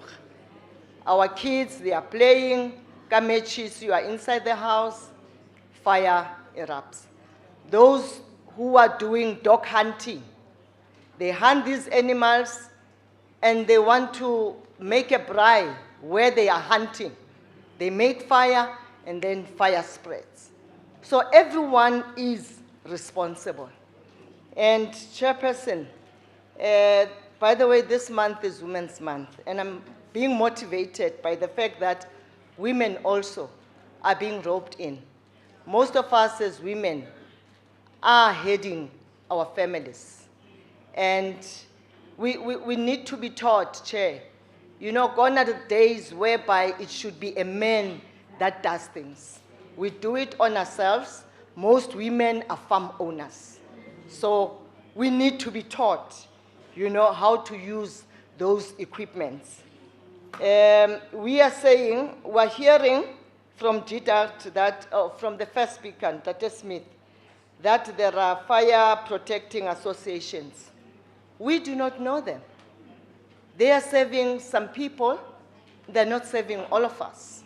So we want to get closer, or they must get closer to us, those fire protecting associations. You know, in the townships, Honalidi fire extinguishers. When there's fire, we in the rural, you have to phone those guys. And it's a distance from the township. Can you imagine? They're from the township and they're servicing us. I remember in our area, in Mfuleni, for the past month, their phones were down. I myself have I had 2 incidents of Veld fires in this season. I have cattle, so which means there's no feeds for cattle. The grass is gone. One fire was caused by ESCOM guys. And I'm very excited for the fact that we need to appeal, make an appeal. Maybe this committee will assist me on how to appeal to ESCOM, because I believe that ESCOM has to take responsibility. You know, there are no bails, there are no fees. I have to scratch around for that, Chair. Another thing is, when those equipments are given to farmers, consider a radius, a certain radius, because you cannot leave an equipment on this radius only to find out it services, you know, radius 100 kilometers, because fire spreads, fire just goes. So we need to consider those radius in order for us to control fire. Chair, we cannot emphasize more that fire destroys our livestock, it destroys the structures that the very government is building for us. When fire comes, it just destroys everything. And then the legislature comes to say, GDART account. You said you spent 5 million for Farmer A, only to find that Farmer A, the fire came and destroyed, you know, that 5 million into nothing. Chair, there's also the most important one, human life, which is irreplaceable. So fire is dangerous, Chair. We really need to come together in combating and in controlling this, and only effective training can assist us. Thank you very much. Thank you. Sorry, I missed your name. My name is Tepsi Eve Nsewani from Eve's Eden. Thank you. Thank you, Mama Tepsi.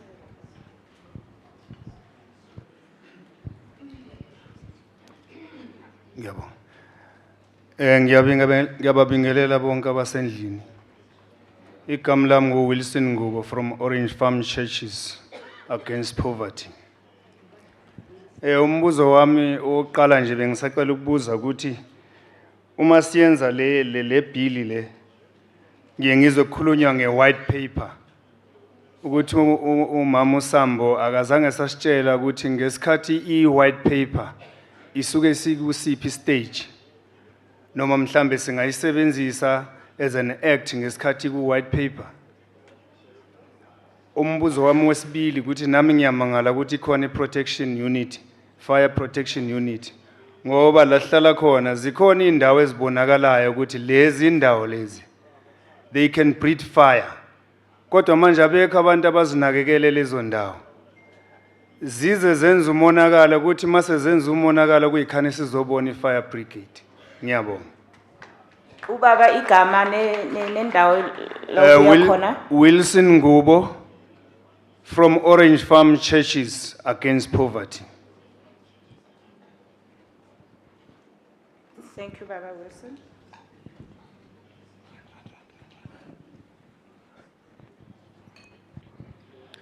Ke a le dumedisa modulasetulo le beng ka wena.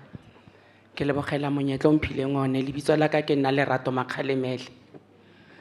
Nna ke tlo raise a concern. And the concern e ke tlo e raisang ke mabapi le youth.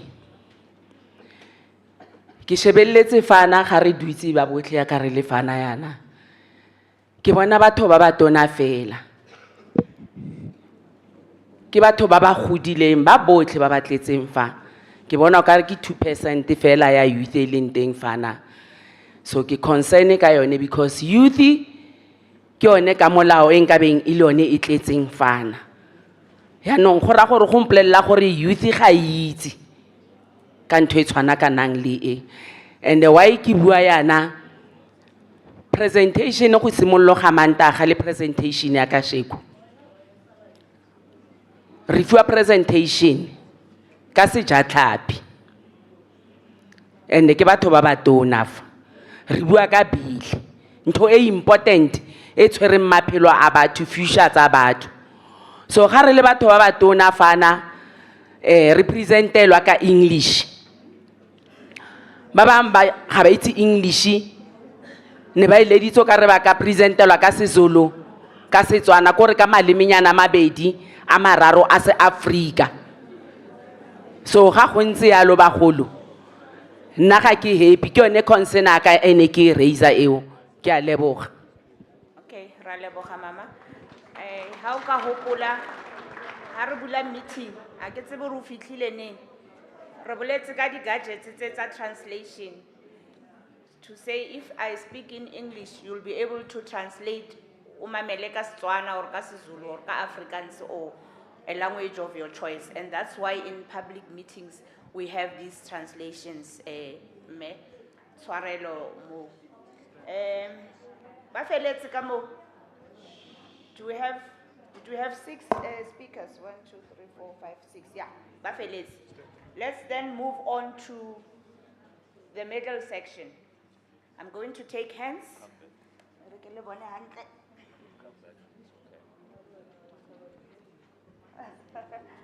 Okay, Mama, 1, 2, 3, 4, 5, 6 at the back.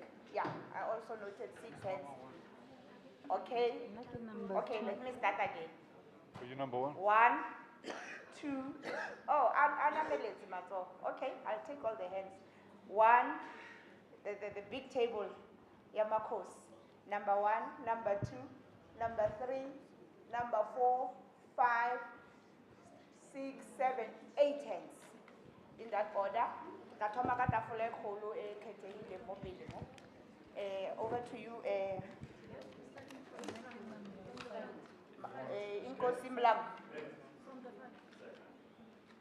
Yeah, let's start here in the front so that we flow.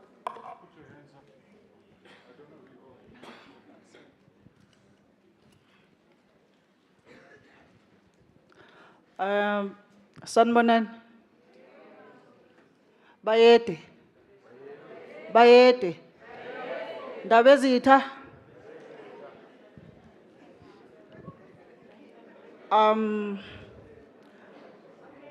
Let's listen to one another. Mastuleni Simamele Bagiti. Over to Ma. My name is Chief Rachel Mlambo, under Manala Makerane Kingdom, under Contralesa NCOJ. Silitimba Liga Contralesa Situnya Chairperson Nkosi Usfuka. They are not available today to be with you. They are attending at National. They've also got a meeting going on at Sky Hotel today. So we are here as Contralesa. We want to thank you so much, Legislature, to involve us and involve the information for the people and the public to attend. Contralesa as an organization of Amakos is always having a responsibility to give information to the traditional communities. For for us as Amakosi, we still need to give information and give back Ama report to our communities. As you see, some of them are here. We thank you ukuthi nisi involve. Sizokwazi nathi ukubuyela emphakathini. Sisho ukuthi i-province, i-legislature, ithi ikhipha i-bill. I hope ukuthi sisazoba ne-speaker esikhulumela i-agriculture. We are very much interested in the food security as Amakosi. We are very much interested in agriculture more than anything as we are here. We've got a problem of poverty. And that's the only thing that we know to do agriculture. We are doing our best to call private companies to come and assist us in order to be able to be commercial and able to feed our communities. So in a nutshell, I was happy to see agriculture and environment and rural development. This is our department as Amakosi. As the government and a community yake, Amakosi, they also got their communities. We've got our people coming to us, asking for assistance, and so on and so on. So as you are here, we are very happy and we appreciate you for involving us all as a country, as Amakosi. We will do our level best to follow up and to do our best on the ground to be productive on this act. Thank you so much.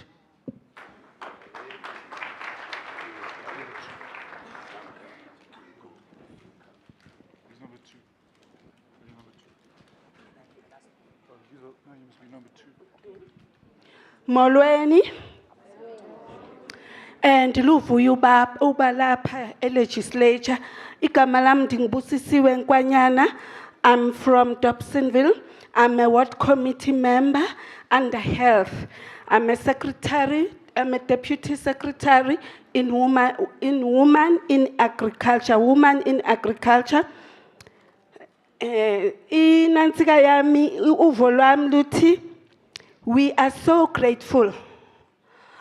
We are so grateful nge-bill.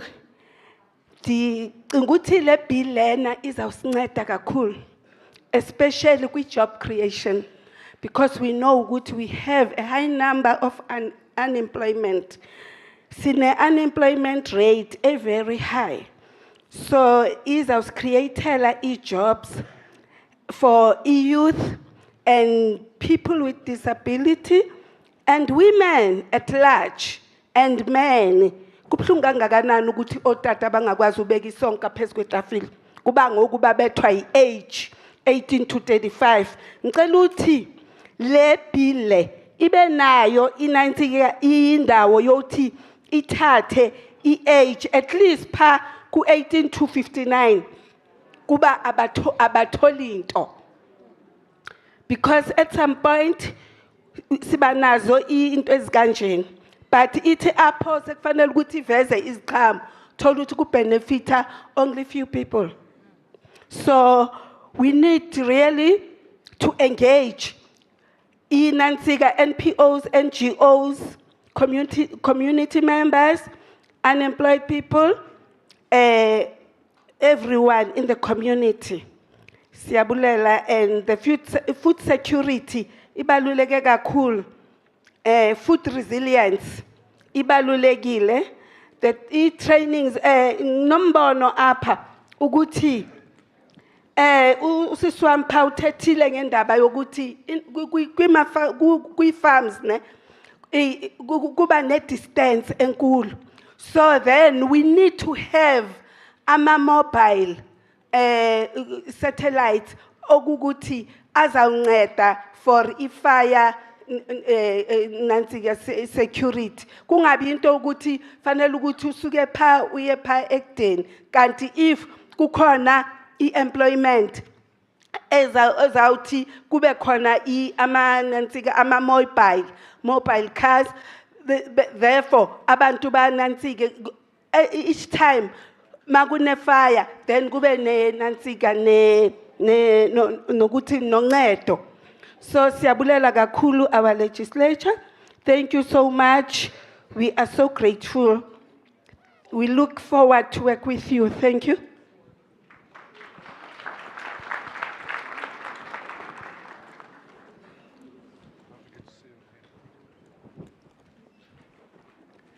Ngithanda ukubulisa indlu yonke amakhosi chair bengicela ukuthi ngicommente ngale iparagraph section 4 paragraph 30 ngicela iclarity yokuthi kubhaliwe la ukuthi the owners in respect of state land state owned enterprise ngikhohle ukuzisho nguGloria Qabaza ngiphuma kwi aging with wisdom group yase Alexander ugogo. So bengibuza nje la iclarity ukuthi I don't understand this thing, the owner in respect of the state land, a state-owned enterprise, a public entity, ukuthi was it inclusive or exclusive before? Njengoba seyenzelwa amendment. I'm not clear about that. And the other question is, why should they wait for a year after the commencement of this act? Ukuthi ngoba into ze government yizo abantu abazitagetayo, basabotage, bazitshise, bazenzeni. So why would they wait for 1 year? Thank you.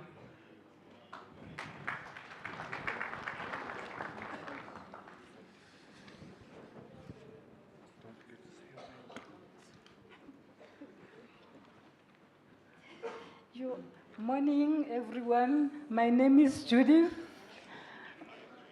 Babramushi, and I'm happy today because I see Mbogoto, Botepsin Tsawani, Boyilili Busi, and I'm welcoming this Veldfire in Daba. Or bill. I would like to maybe include more into the peace officers. The peace officers, already LGBTIQ youth, people with disability. Le rona di farmers, le youth, vacancy were in this bill.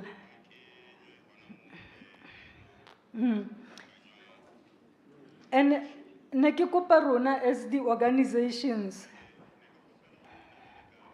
hore le rona re be le batho ba mo di organization tsa rona. Re be le bona youth, LGBTQ, people with disability. And then veldfires must be condemned. Just like environmental despoliation.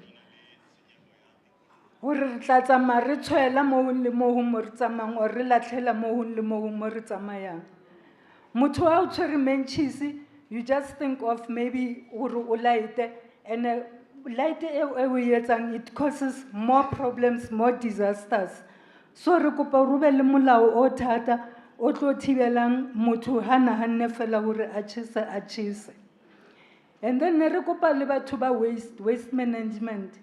Ba sebedisang re ska thola di department di sebetsa in silos, because cause engwe ya this veldfires ke waste e batho di littering waste e batho ba ilo ilatlela mole ebe a right na betere ke tshesa ba bang ebe le di kimbia ke a bono ra tshesa, and that ke yona e khosang gape this veldfires.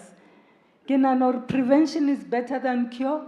And then re buile le ka as ke in South African Weather Bureau ba fana ka di warnings, but the warnings tsa bona ha di enough. Ne ke kopa hore di be more accurate, di bue this community.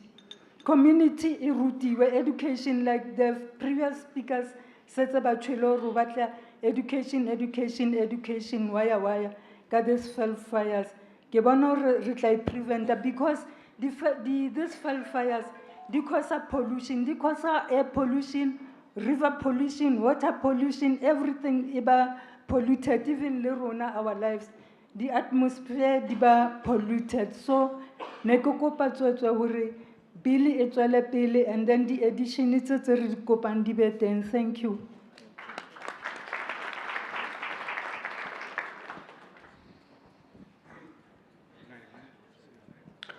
Sanibonani, igama lami nginguPhilisiwe Ndlela from Emfuleni endaweni yase Millerstein.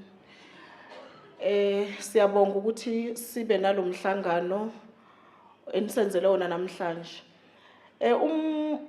Umbuzo wami engicela ukubuza ukuthi ningasiza kanjani ukuthi njengoba nikhuluma ngendaba yokucishwa komlilo eindaweni esihlala kuzona kube every VD ibe nelokhuzane mhlambe kube nemoto ibe seduze ukuthi sikwazi ukuthi makunomlilo endaweni ethize bakwazi ukuthi baphuthume la umlilo ukhona ngoba sivelelwe inkinga kakhulu eValley ngendaba yomlilo.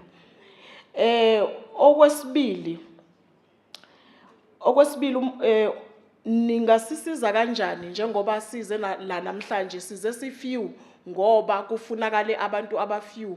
Ningenza kanjani ukuthi nize endaweni la sihlala khona nikwazi ukuthi niphushe ulwazi lolu enisinikeze lona namhlanje. And then umbuzo wami wokugcina kungaba njani futhi ukuthi nisize for every VD ama VD esinawo eValley ukuthi nisilethele imfundiso njengoba nithi nizofundisa abantu ukuthi bakwazi ukuthi umlilo ucishwa kanjani senzele ukuthi nathi sikwazi ukuthi maybe unyaka nonyaka kube nesikhathi la sizobiza khona icommunity sikwazi ukuthi sibafundise ngomlilo ukuthi nazi ukuthi njengoba sekuqala isikhathi sobusika umlilo uphathwa kanjani kufanele abantu bazinakekele kanjani endabeni yomlilo. Ngiyabonga.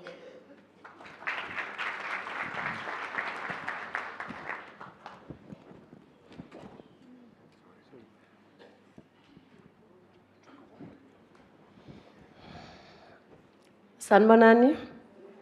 Igama lami nguNompumelelo from Joburg South, Vlakfontein, Ward 120. Siyabonga kakhulu ukufika la kule ndawo. But mina bengicela nje uku-eda kule bill esizele la. Ukuthi besicela ukuthi especially for ama-farmers basenze i-priority ukuthi ngama-trainings because umlilo u-affecta kakhulu ama-farmers. And if we do not have knowledge how to fight fire, then sizomoshakalelwa kakhulu. And nangendaba ye-age, sicela ukuthi kule bill i-increase indaba ye-age. Because if bagcina ku-35 years, then if you are above 35 years, which means akunala owela khona. Usisi laphayana ubuze nge-youth. I-youth siya understanda fanele ukuthi i-youth ibhekelele kakhulu. But i-youth siyacela nayo ukuthi ithole isincephezelo because masisebenza ne-youth, at the end of the day labantwana bafuna ukuthola something. That is why sometimes bangahluphi ngezinto eziso because i-department kumele ibabhekelele ngendaba zengcephezelo nabo abomama kunzima ukuthi uvuke uhambe uye ensimini ulambile eswini. So besicela ukuthi i-department isibhekezele ibabhekelele isibhekelele thina abomama ne-youth nabo abobaba ngesincephezelo. Ngiyabonga.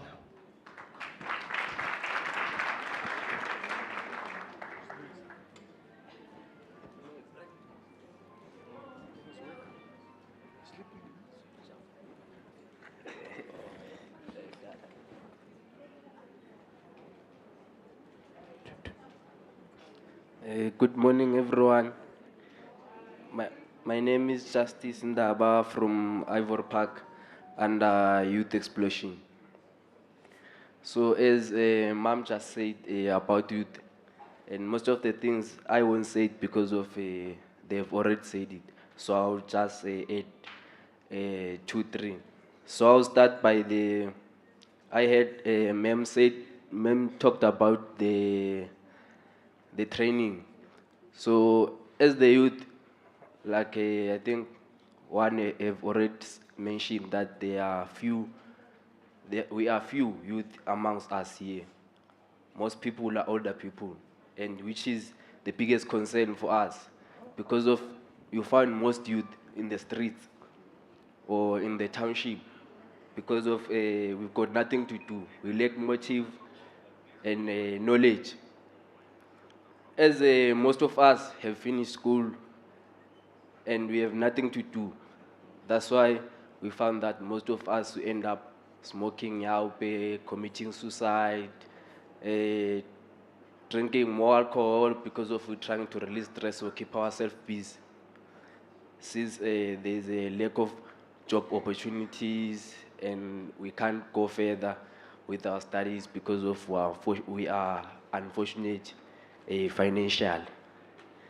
So in terms of the fire, the cause of the fire pending, I think personally, mostly, especially where I come from, we have had more than 4 houses we have burned for the past 2 months, including a children's home, because of some, it is caused by load shedding. Electricity is on and off like nobody's business throughout the day, and the lights, bombs and stuff. So as the youth explosion, like we are more than willing to assist in terms of this fire prevention and stuff, but we don't have the details or the information on where to apply, who do we call, who do we talk to, because of I think the main reason why most youth is not here because of nobody taught them. So how do we get the post or the communication to be able to attend a meeting like this, so we'll be able to express ourselves more and find out more information about going forward, where we will submit our CVs and where we can ask for help. The other thing is, no, I think most they've spoken about it. And ngesul but inkunzi semachole, but lana ngibona inkunzi phela machola work. So I don't know how will we solve that. So in terms of, they've spoke about opening job opportunities. So the question is how, and what are the requirements, and who do we talk to about submitting CVs and getting access of the information on where will be the training, what are the requirements, age limit, and stuff like that. And I think that's all. Thank you.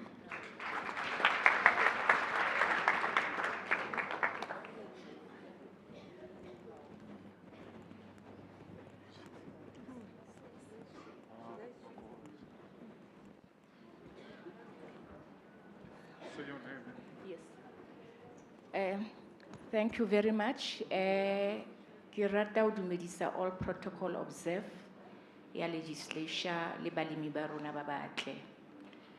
Lebitso la ka ke nna Memory Chisale from West Rand. Ke ka tlhompho le boikokobetso ke kopa ho bua ka bill, the law. As the province ha di tshwane. So I'm just wondering, the province had its one, and then the law itlonka how long time frame. I'm talking out from experience, and which is a reality. You know, cabinet, change after 5 years. I'm from Western working with Western Secondary Co-op and Women in Agriculture. Farmers from the Western farmers are really struggling. They've been there 1990, working, farming. Even now, they don't even have title deeds. And those people are farmers, creating employment, putting food on the table. Hence, I'm raising this question. Because the cabinet change after 5 years, who are going to help those farmers really, which been there for 1990, and some of their parents, but and they are just children, and the children, they're still doing agriculture. You know, when you are doing agriculture, house in a title deed, it's like you are doomed. There's no way you can get assistance.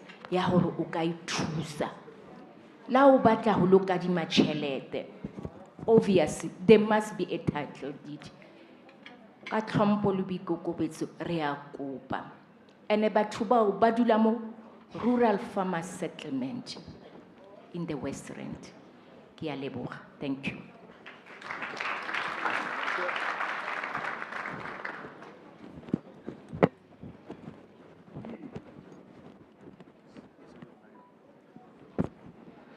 Amas, my name is Andrew Chellan, Senior Chief in the Klipspruit West Traditional Council. I'm also Chairperson of Ubuntu Community Development and Upliftment. As we heard today, that first things first, without training, we cannot proceed. Therefore, training is very vital, especially in the Veld fires. We as Ubuntu suffered a fraction of those pain that were caused on our land. We have a 4.2 hectare piece of space. Now, as training commences, as I heard from a lot of my as the previous speakers, how will the training be implemented? Because, as my sister here said, we on the West End, it doesn't seem that the people do recognize us or come to our aid. So therefore, we would ask to the portfolio committee to put on hands-on training, because we do have a lot of youth, women, school dropouts, teen pregnancy, due to what? Because there's nothing to do. So at the end of the day, they turn to crime. So our plea is, as the portfolio committee heard, about job creation. But the question remains, how are we going to create jobs if we do not have assistance from any entity that's come to our aid? Currently, a youth spoke up here, and we heard what their cry is. And secondly, the most important thing in combating fire, we need to have water. Currently on our land, we do not have water. We therefore plead to the government for a bowl. That is our plea, because to create job, it's not a problem. But to sustain the job, that's where the problem comes in. Then secondly, based on what the bill brings here for us, I just want some clarity on one section. This is section 39. Section 37, 9.12, where it states, we are also of the opinion that it's not necessary to refer this bill to the National House of Traditional and Khoisan Leadership. In terms of section 39, subsection 1, subsection A of the Traditional and Khoisan Leaders Act of 2019, Act number 1 of 2019. Since it does not contain a provision pertaining to traditional or Khoisan committees and pertaining to a customary law of outcomes of customs of traditional of Khoisan communities of provision pertaining to any matter reflect to the section 15 subsection 2 of the Constitution. Because as it is, I need clarity on what this bill is bringing to us. Because due to the fact that I'm one of the Khoi council in my area, and as you heard from my fellow sister, that we have to go and give report back to our communities. And therefore, I hope the portfolio committee will take this in recognition. And as we specified, the most important thing is our training. Because without training, we cannot combat. We're going to do our own thing. So please, let's join hands and start with this agricultural journey which we had. Because currently in the global, food security are at risk. So we are here to be taken by the hand so that we can take our communities and create jobs, but we need the support and assistance. I therefore thank you, ma'am. Okay, thank you very much. And remember, I did say that those of you who can't speak now or who do not want to make inputs now can make written submissions. So if you do have written submissions, let's then go to the last row and take hands on that other side. Okay, raise your hand so that I can note you. Okay, there's 1, 2, 3, 4, 5, 6 hands. Yeah, I've noted 6 hands. Okay, the first one can. Okay, 7. You'll be the last one. In that.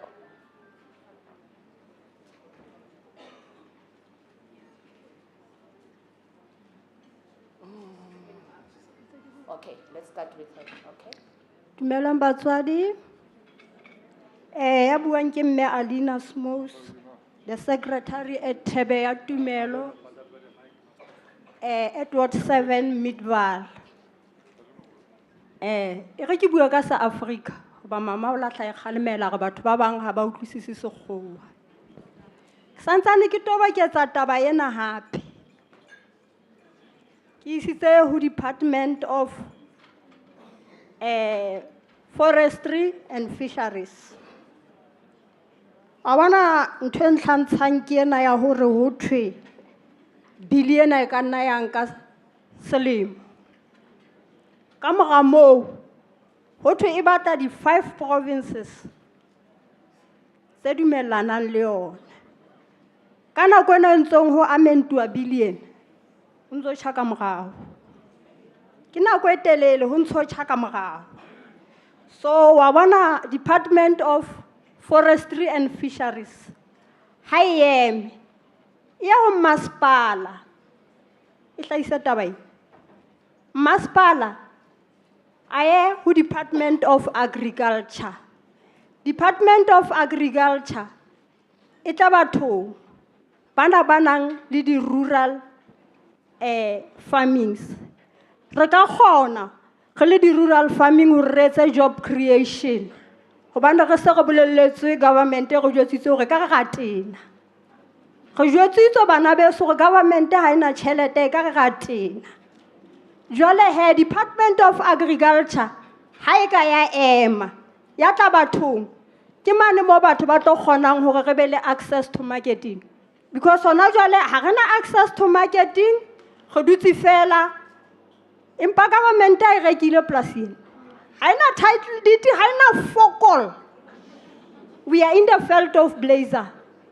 How re o thola monyetla ka nqeng. Ho thwe mme ntsha IEA. Na ke tsebe IEA hore na ke eng. E ke le go thuseng batho ba modimo. Re kgathetse go matha. Le gona re le the organization tsa the rural areas. Re ka etsa this bill on our own. If Department of Agriculture is sebetsana le rona re ba le access to marketing, then we create job. Ha se khale ho tswile mollo o mongwe o tshabehang hampe. Re ne re ipotsa gore na mollo go tlo etsa jwang. Makeja-kejane a eme a tima mollo. Ke mo re ileng ra bona teng gore ha Department of Agriculture e ka ya ema ga ba le access to marketing, re ka kgona le rona gore re iketsetse fire station ya rona re sa tene goba re se re bolelletse bana beso le re bolelletse government gore ka re kopa haholo ga re na tšhelete. Ke a leboga.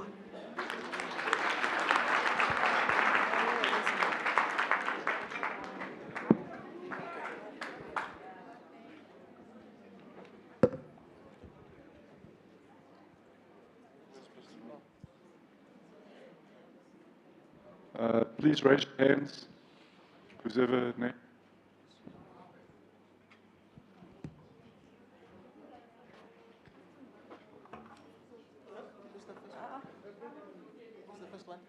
We are that side now, ne? Riska roba, riska. It's a botsotsi. Are boele ka mole are notile 1 2 3 4 5 6 7 e ke wa bofelo a le mo pele, ne? Let's go with that one.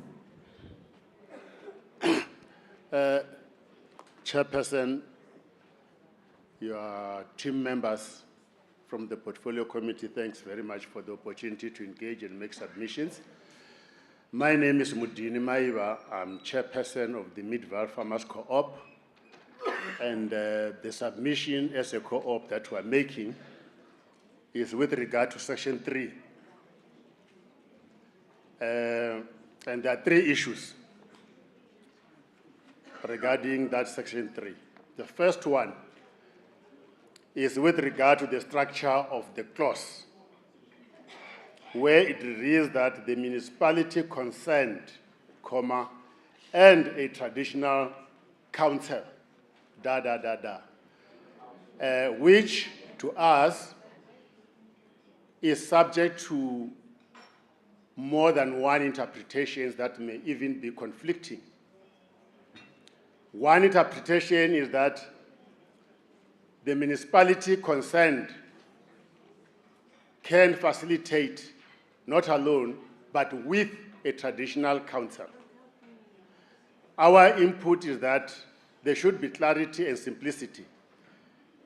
Either the municipality or a traditional council, wherever that may be, should be able to facilitate establishment of the Fire Prevention Association.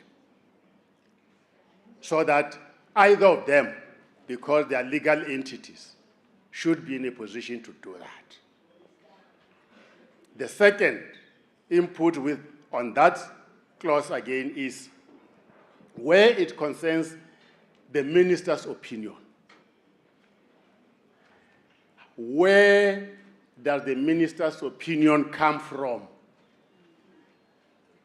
Because the suggestion here is that it must be the minister's opinion first, that there should be a fire protection association. Our submission is that it should be from the people on the ground who are concerned and who are of the view that being affected by Veld fires, there should be a fire protection association. And then persuade the minister through submissions that there is a need for a fire protection association.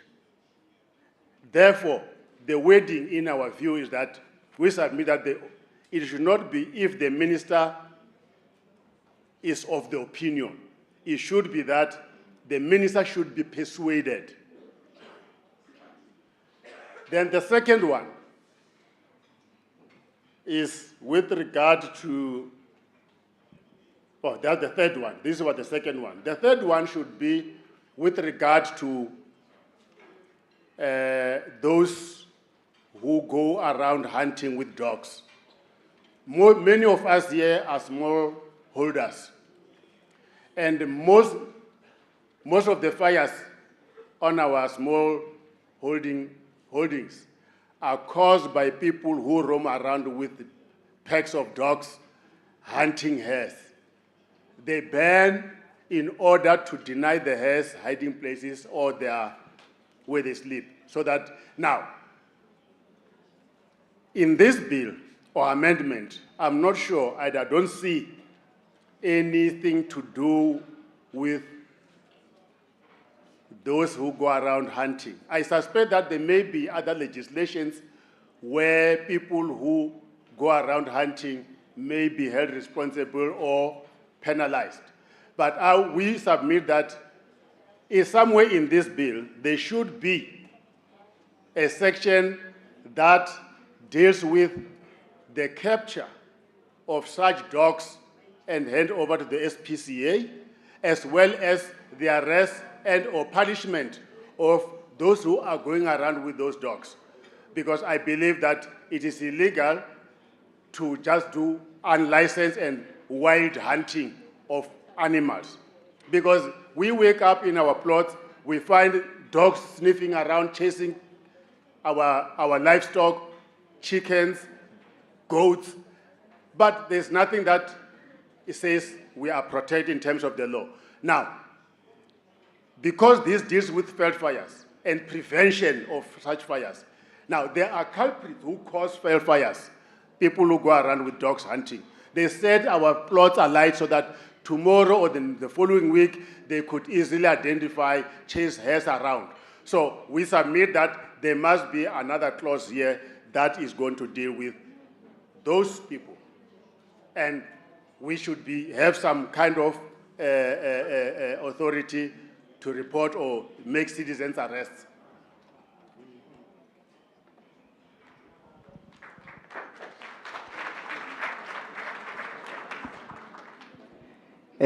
I would like to greet everyone in the house. My name is Teboho Betsana from Mfuleni municipality in 130. I'm a farmer, by the way. Before I ask the question that I've prepared for today, ke kopa ho bua le batho ba bo rona. Ke a tseba ha ke a tshela meeting ona kapa kopano ena. Impa ne re kopa batho beso. Taba e re tlileng ka yona mona. E clear e ngotse hore re tlo bua ka bill, and bill e re buang ka yona ke ya Veld and Forest Fire Act ya 1998. So re kopa maikutlo a lona le di-idea tsa lona e seng mathata a lona, because ke bona re ja nako e ngata re ntse re bua ka mathata a etsahalang mo re tswang teng. My question is, I see that the definition in the bill copy that we are given is talking about veldfire and elaborate clearly that it is a fire in the open air, and which is any fire not within a building or structure. My question is, can this bill include this building or structure that is excluded? Reason being, in South Africa, we are facing illegal squatter camps which are built and established in the veld. And this become our mostly affected areas that takes the lives of our communities. And this also, it becomes a problem to farming projects that are within those communities. So in my opinion, if we could include it, define it as veldfire and structures, and train members of these communities, it will also help us to reduce the problems that we are facing. Thank you.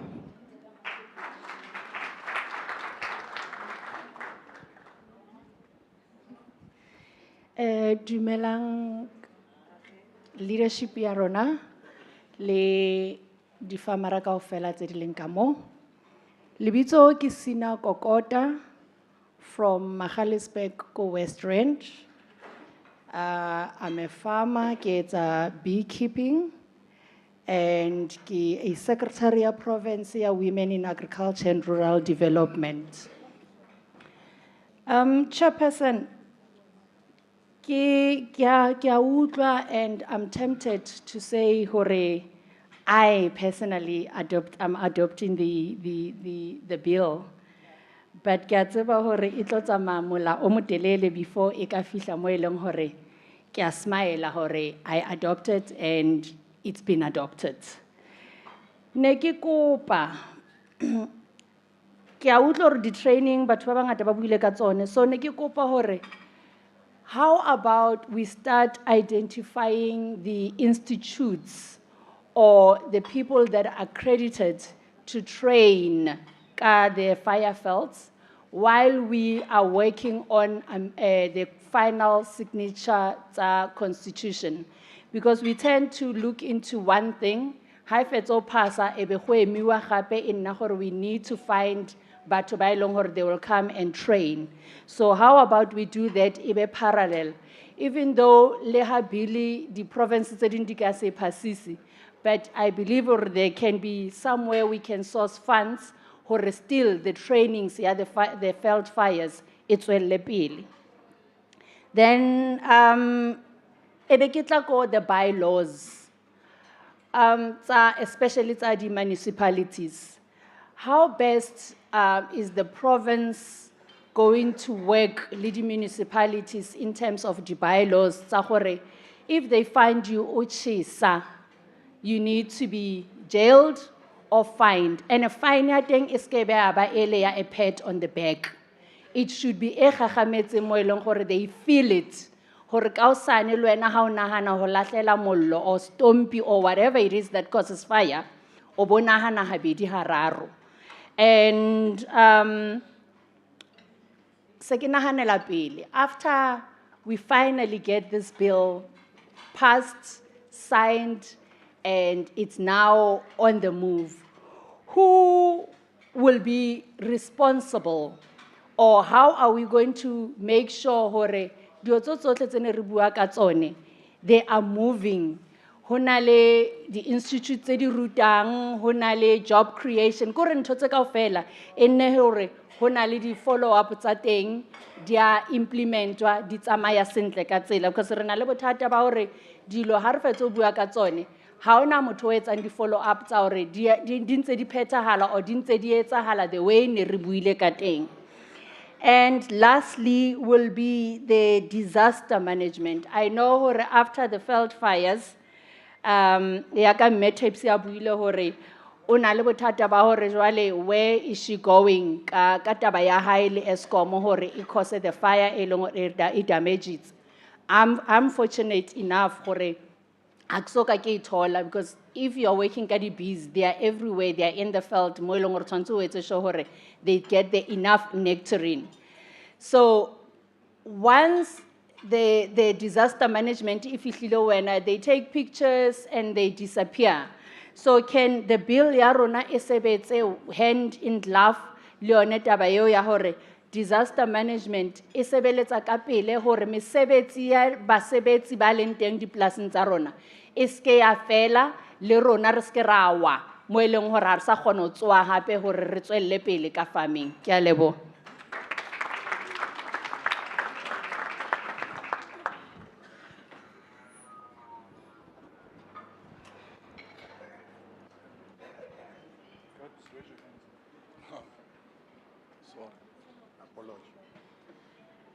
Greetings to the whole house.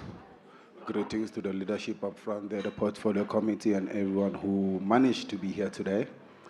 By name, I'm Letlokhonolo Obed Kumalo, all the way from West Rand West Municipality, Vadarpan.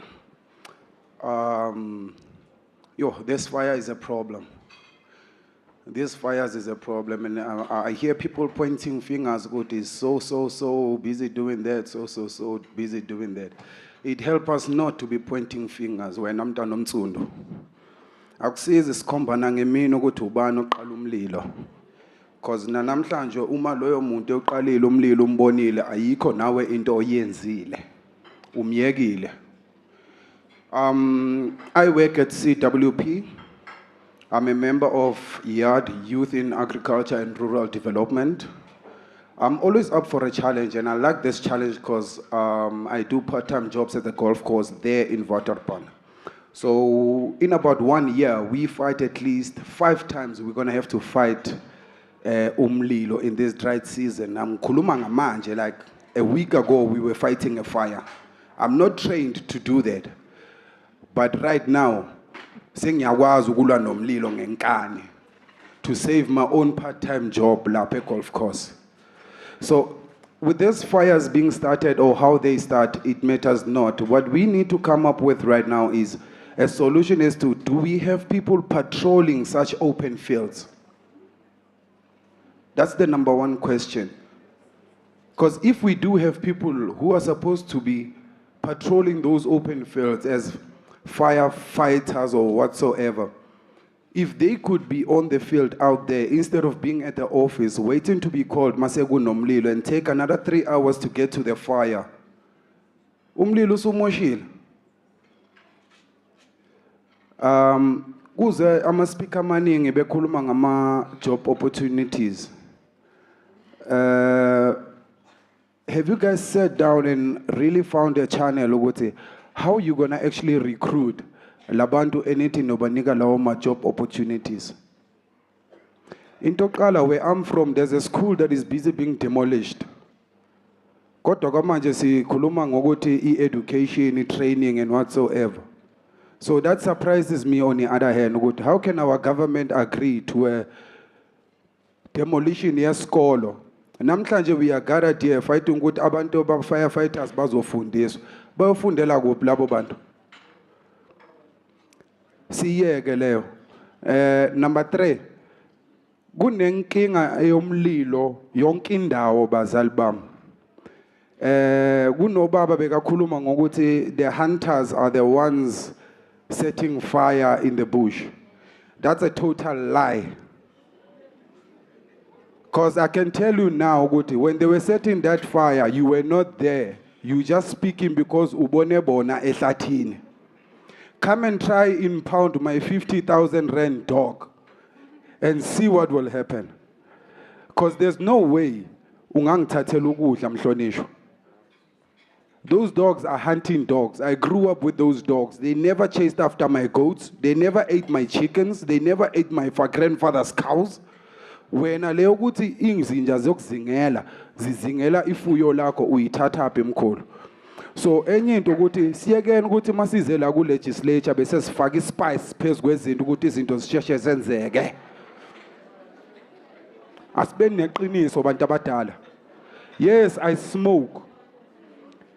Even if my cigarette ngicima, I have to double check ukuthi icimile ngempela. Some fires are started like that. Yes, I admit to that.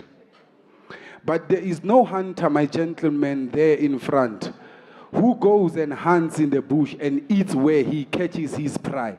We always bring the prey home. Inyama idlelwe endlini ejardini. Sesikhululekile sonke. We don't pry in the bushes. Ayikho lento ekhulumayo mkhulu. So, with that being said, ngiyabonga nokuthi ninginike indlebe zenu. Ngicela le program bantu abadala ngeke ngikhulume nabantu abawu1000 but mangaqala ingoma singayicula sonke. So can I please have my moment in time just like other speakers? Thank you. Silence please. Yeah, I've seen there's a point of order, honorable member. Let's hear what the point of order is. Sorry, just get a mic. Let's get a mic. We need to record you. Let's get a mic. Chair, thank you. Point of order. All of us here have the right to be respected. And the chair has got the responsibility to protect us. I'm not attacking, I'm stating facts. Now, my submission may be an opinion according to him. and there's no wrong opinion for that matter, to call me a liar when I own a property where people hunting with dogs, I don't know which ones he owns, but I'm talking about dogs which hunt on our small holdings. If his don't hunt on our small holdings, it's fine, we're not talking to him or about him. To say, impound my 50,000 rand worth of dog, you will see. It's being personal. It's a threat. Me and him don't know each other, we are not neighbors. But, Chair, I will not ask or demand an apology, but I will demand and expect of him that in future, choose words carefully, respect other people.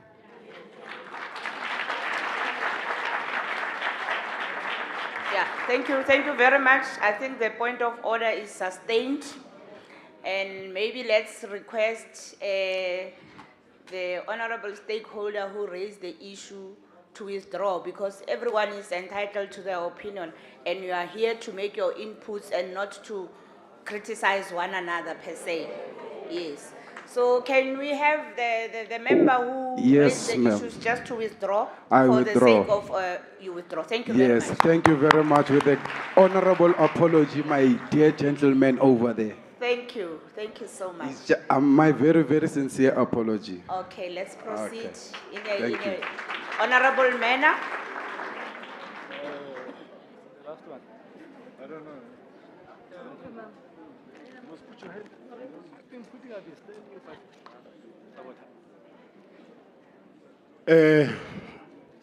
Bahlonipheki nonke, ngiyanibingelela.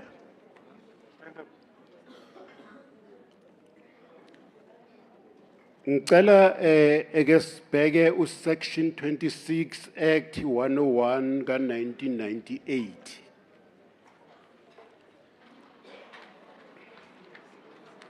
Ubamtanzi lokhulumayo ubuya kuMusa Ntanzi Foundation ese Orange Farm, a registered organization. Thank you. Ngicela sibheke section 26 of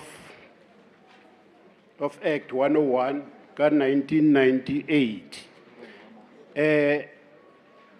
Where a forest officer, a peace officer, a traditional leader, as defined in Section 1 of Khoisan Leadership Act.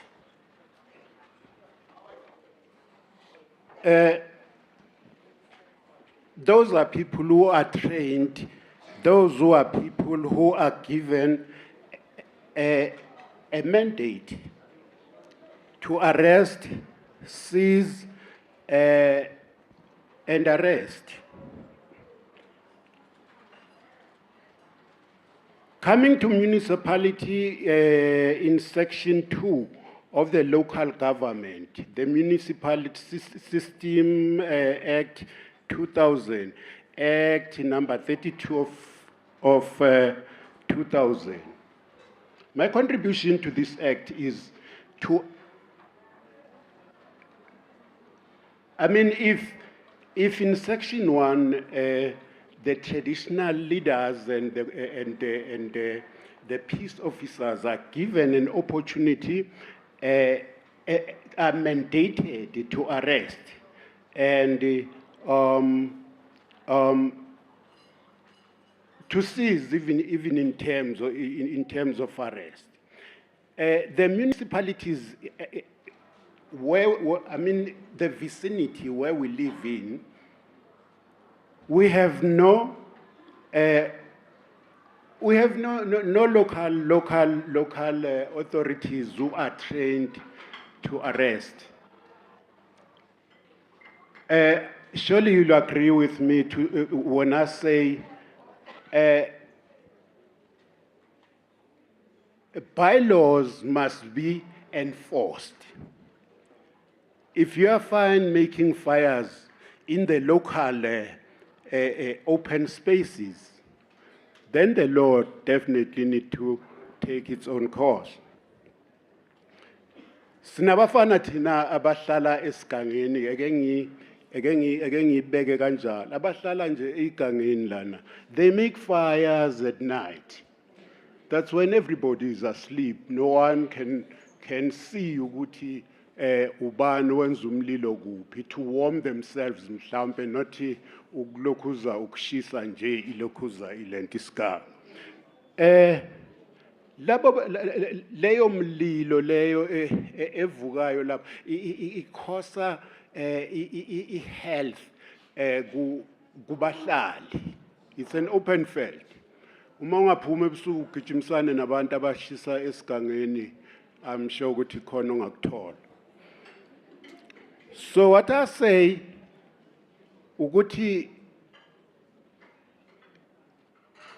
sengathi abantu esihlala nabo nomthetho ungaqinisisa isandla ngoba manje kugcinwa kukhulunywa ngeact kubekwe kukhulunywa ngebill kubekwe umthetho, but lo mthetho awugcinwa umuntu and akekho umuntu responsible for leyo lokhuza leyo mlilo, and it costs government imali eningi. Cabanga nje nama kusha ilokhuza ilento umlilo ngakini, abantwana lapha mabe inhaler less smoke definitely bazogula kusasa ubamithe clinic. How much does it cost ke ukulokhuza ukulento ukuhambisa abantwana elokhuzeni emakliniki, bathatha imali engakanani uma ubahambisa eclinic? So engushoyo ke ngalama open spaces, because igcina kuyi-dumping ground yelokhuza, kuyi-dumping yelokhuza yama dustbin kulahlelwa lapho udodi, ukuthi can we not make these open spaces indawo zokulima? Because at the end thina sonke sikhala nge-employment. Abantu abaningi lama ngibamemele balaka employment, youth yarona ayisebetsi, misebetsi ayiyo. Athi re na le di-open spaces tse tletseng jwang, tse na le dipampiri, tse ka sebediswang to create employment for the youth, for the people, at the end of the day, ba khone ho beha broto hodima tafole. Lastly, ek batlang ho ibeha fela ke batlo ba motelle haholo. There's one saying e ke ratang haholo. It says if you want to go fast, walk alone. But if you want to go far, walk with people.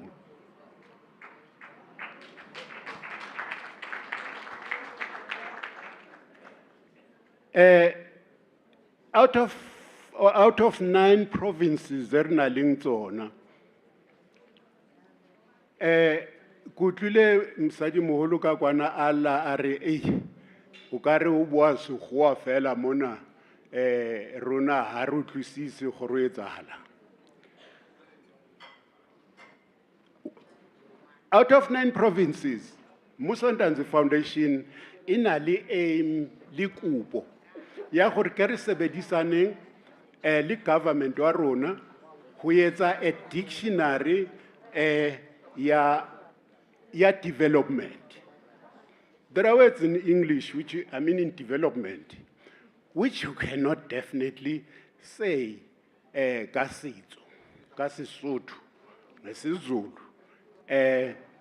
Ugcina manje mawuthi uzama ukubekisa uthole akushayi khona.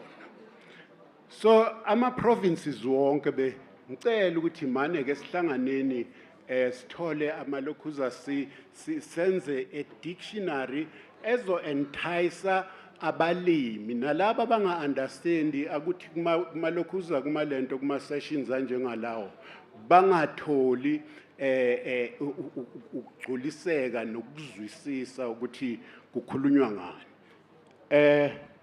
Ngizocela kakhulu bafowethu ukuthi mani out of ama-provinces sihlanganeni senzeni leyo dictionary and siphinde senze incwadinyana ezokwazi uku-explaina nge-province yakho. Yini lokho okutholakala kwi-province? Siyalinyelwa ihlahla. One time Piedmont Hotel, ngacela ukuthi mani asingalinyelwa ihlahla. Thina as decide asibe involved ekulimeni ihlahla si involve ekulimeni ihlahla. So ihlahla esinazo azikhulu ihlahla lapha uma ungabheka ihlahla ezalinywa ezikhulile bona umuntu uyasichopper down akanandaba nalesihlahla. It's because asimenzeli imali sikhona nje akwenzeki lutho. Kanti if isihlahla leso was identified sa explainwa ukuthi sifuna I mean lesihlahla siyamila la umsebenzi waso mawuspruna uzokwazi ukuthi usichope usihambise siyothengiswa, then you have money on your table. Vegetables, they're not only for eating. Khona vegetables we health okufuneka noma kanjani uwadle ukuze manje kule ncwadi lena sicela ukuthi sibambisane sikwazi uku-explaina namalokhuza nama-fruits including ama-shrubs. Singabantu abamnyama kufuneka sazi ukuthi siyaphalaza, sazi ukuthi siyastima. Manje mawuzotshala isihlahla nje esingasho nix makufuneka usiprune kufuneka usilahle instead of usipackage usifake lokhuzeni emasakeni uhambe uyosithengisa sikubuyisele amasentinyana. Ngiyabonga kakhulu ithi ngithi ekugcineni kwelanga. Raleboga, the next one. No, I thank you. Thank you. Thank you very much. At long last, ngaza ngalithola ithuba. Firstly, ngicela ukuthi ngikhiphe enganginayo ngoba we arrive late because of poor planning ye leadership yethu. Leadership, you're failing us. I'm from Togoza. It took us 4 hours to arrive here. But if you have a story direction right, it is 1 hour 30 minutes to arrive here. So please, in future, man plan is into consulting into zokhona kuba right. And I'm definitely sure to lapha kule panel Can you introduce yourself? Yes, I'm coming there. I'm just I'm trying to cool down because I'm angry. I've missed this beautiful session. Angizwanga nokuthi nitheni, and I don't want to repeat that. So my name is Mulifitulo. I'm the regional secretary, regional chairperson of Ekurhuleni, ROLESA, Royal Leaders of South Africa, as Ekurhuleni. First thing ngizotela ukuthi sabakhulumile okuningi okunyangizwanga, but I'm definitely sure I trust this panel which is here and this community which is here ukuthi basirepresentile. Sicela in future to consult. Sicela ukuthi ama-royal families, ama-royal leaders, abe khona kwi-panel lapha ku-portfolio ukuthi sizokhona ukuthi sin-educate. Ubaba sekanjele ukuthi if veldfires is affecting everybody, it affect ama-farmers, affect ama-traditional healers, affect ama-traditional leaders. Because kune-ihlahla ezi-important kule veld ekuthi akumelanga zishe. But the problem is that anethathi training nise ebantwini. If you can spread the training to all the 9 provinces, and 9 provinces, they've got different kinds of trees. Ebasebenzisa kuna isihlahla esebenzisa amaXhosa, kuna isikhala esebenzisa abeSotho, nabaTswana, namaKhoisan. So please, if you can go to all the provinces and instill that education, especially to youth, which is also going to protect the veld, it will be, I think it will help you. But because I know very well what the government officials are arrogant, but it's fine. We will live with that. But in future, ngicela consult, involve our traditional leaders. Gule panel yetu. I thank you. I don't want to say much because I didn't hear the rest of the speakers what they have said. Thank you very much. Thank you. The next speaker.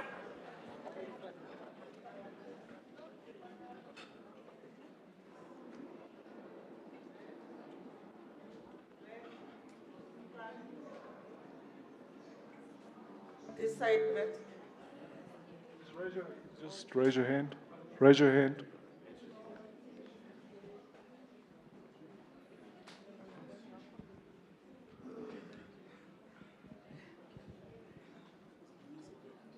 Good morning, good afternoon, leadership.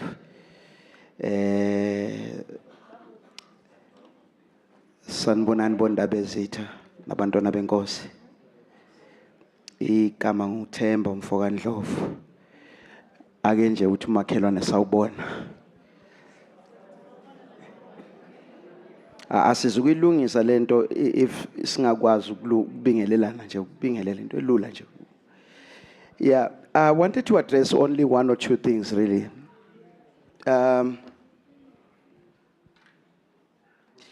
Bengicela mina ukuthi i-legislature, can you please put up a budget that is going to empower our stakeholders, and that's with regards to police, so that they are able to interact with any document, bills, none, such that by the time you call these meetings, we are able to actually speak better. Uthemba lona Mfokandlovu from Contralesa SCOJ. Concerning the issue yabantu abasha, ngiyangidabukisa to say young people bayithanda lento of saying we are excluded. But makuyiwa kuNyawupe, they know where Nyawupe is. No. I'm serious about it. I've been a youth before. Abantu abasha, they've got a drive. And I wanted to say there are opportunities to an extent of saying even our government departments, they've got these opportunities. We have come to challenge you to say, from a Contralesa perspective, we've got programs that we've put up. And we would want to interact now, abantu abasha. And in Mnandi, it's abantu abasha that are saying abantu abasha are not invited. So, bengicela mina ukuthi abantu abasha basithinte, because we've got programs besides the issue of training, but we've got empowerment programs that we have put up. That's my submission. Ngiyabonga.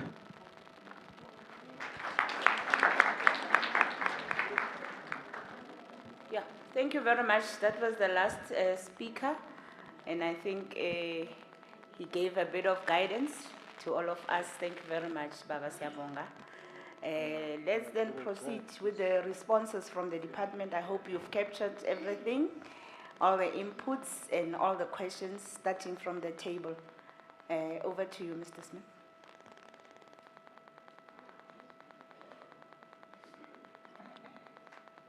I must say it was a very good session.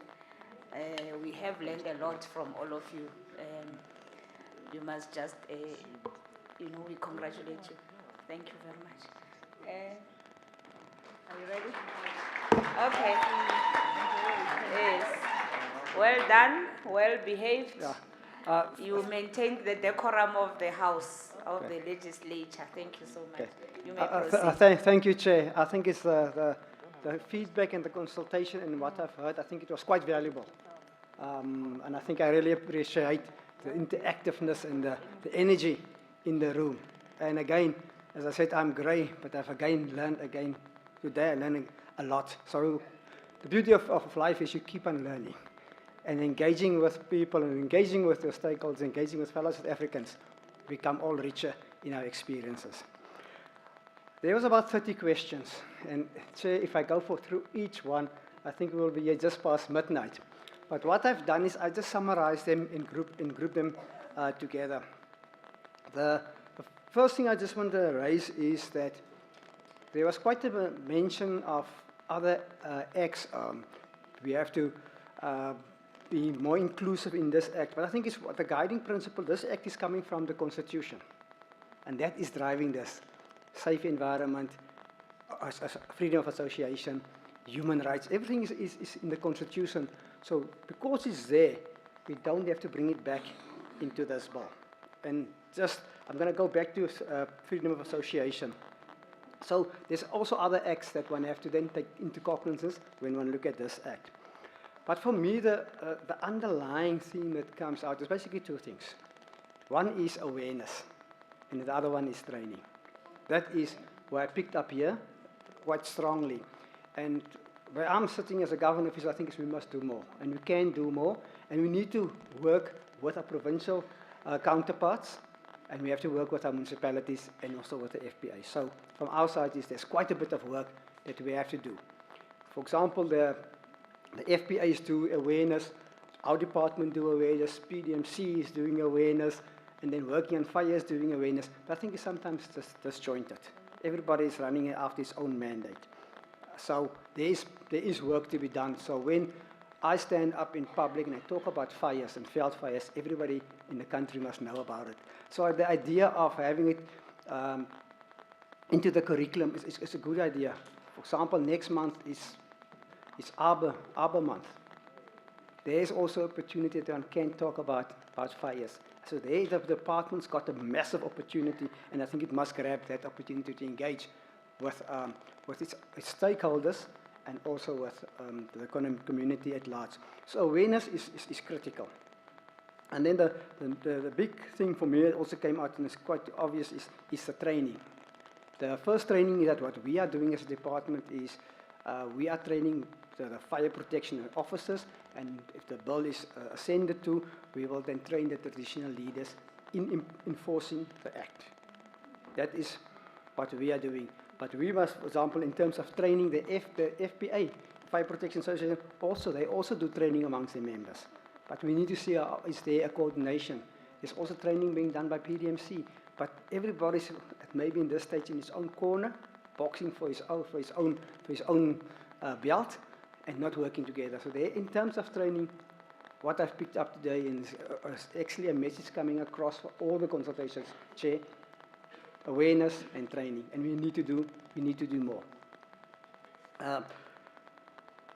In terms of FPAs, I've got, because the awareness, we haven't as a department maybe be forthcoming or not very strong on our awareness, the understanding of fire protection associations are not that good.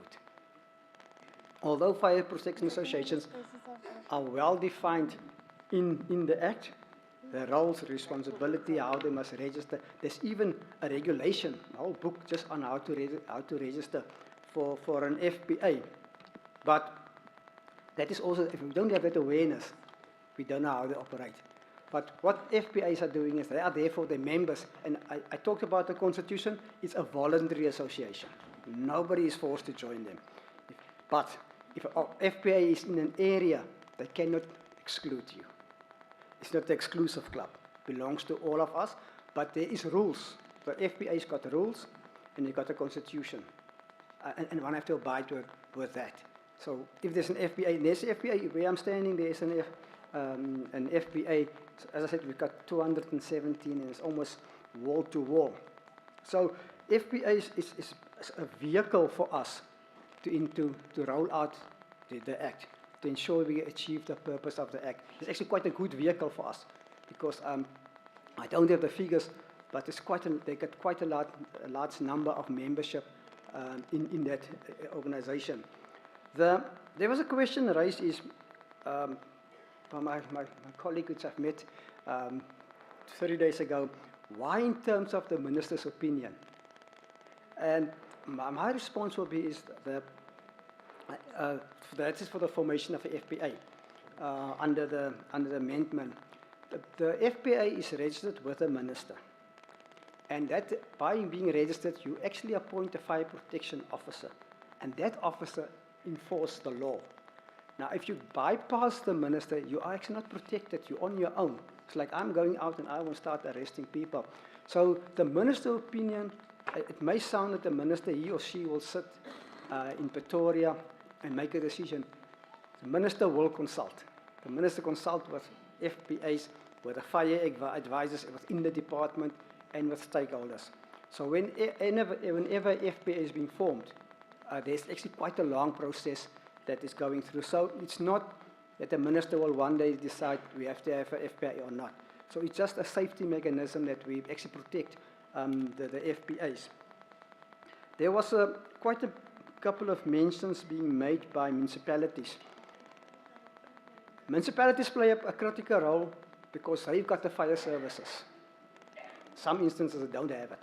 But they are the ultimate responsible people for fire, to fight fires. Veld fires and structural fires. FPAs and landowners are only there to look after their own property, their own area. But however, what we find is that as the fire brigade services are not effective, the FPAs in most instances step up and perform their task and go out. And that's actually not how that's just not the intention of the Act. But there's a bigger cooperation needed between the municipalities, PDMC, ourselves, national and provincial government, if you want to tackle this, the scourge of fire. I recall that one of the points raised here is that FPAs are not effective. I can't go through my notes quickly or mention that. And I would say that is actually very far from the truth. Currently, we lose about 5 million hectares of veld, plus minus each year. And that's quite a big area. I'm of the view, and that's basically in my opinion, without FPAs, that figure can be 4 times more. We will burn down the country in a very short space of time.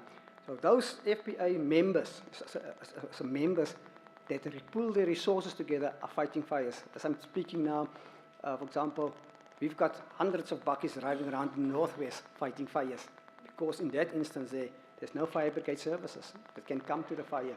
So the FPA is becoming so critical in the rural environment, protecting lives, protecting food security, that I would say is that what we need is, after this meeting, we need as a department have to start engaging also with our stakeholders, explain, do the awareness, and say how can we then become part of an FPA. The department actually is now going one step further. In the past, we told FPAs what to do. This is the law they must do. The department is now giving money to FPAs, directly money to them. That should have started like last month, but there's a budget line just for FPAs, for training, for awareness, and the like. So we need to make sure that we're part of that FPAs so we can get that benefit, because government is putting money on the table for FPAs. The cross-border fire, it links also to inter-municipality workings, cooperation between municipalities. But if you got the FPA, neighboring FPAs normally got an agreement amongst one another, saying is, if there's a fire on your side, I will come and assist you, and if there's a fire on my side, I will assist you. And if you don't belong to an FPA, that should then happen between landowners. So that is basically also part of the rules of the FPA, and also part of the constitution. An area that is very close to my heart is rehabilitation. Now, we've got a term which we use, integrated fire management, when we talk about veld fires and fires, meaning that it's all activities that we need to do to address fires. We talk about awareness, having equipment, having training, fighting the fire. But one area which we spend, 2 areas we don't spend the necessary funding and attention is in rehabilitation and in research. Rehabilitation is critical, because after a fire, and I know most of you, I think all of us will know, after a fire, the first thing that will happen, big rains, we get floods. If we don't rehabilitate, we lose our topsoil, and our livelihood again is a danger. So rehabilitation, I agree, and I will need to take it forward that we do more in terms of rehabilitation. And also, I just add, between, we have to do more on rehabilitation, so I'll take it up in the department. Fire breaks didn't come out too clear, that there's lots of discussions on fire breaks. But there's 2 things I want to raise with fire breaks. Fire breaks it won't stop big, major fire. A fire break will just give you enough time to react, but if a fire is big, it will just pass the fire break. But it's good and critical to have a fire break, because it protects your property, your neighbors. But there's one area of the act that we basically, that very few people apply. You can ask for an exemption for a fire break. So if I'm sitting here and we've got 3 farms next to one another, we don't have to necessarily have fire breaks between us. We can agree to have a fire break, one fire break, but that must be applied to the minister, and the minister will express opinion after consulting with the FPA whether to grant that. And not many landowners are aware of it and on either go in that area. So again, I think what I'm illustrating also is the awareness part is maybe where we are also, and I'm going to say we, pointing to myself, where we are falling maybe short. The SOEs were mentioned, why they must wait a year, and I think that was the big question there is, wait a year to give them a period, for example, to do their budgets. So, because if they join the FPA, there's a fee to be paid. If their financial year starts on 1st of June, and the act is promulgated, they may not have the funding. So give them time to adjust their governance structure and do the necessary budgeting and funding. But also, it gives them opportunity to prepare. So we, also in terms of fairness, we need to be fair. So they can't come back and say, you just force it on us.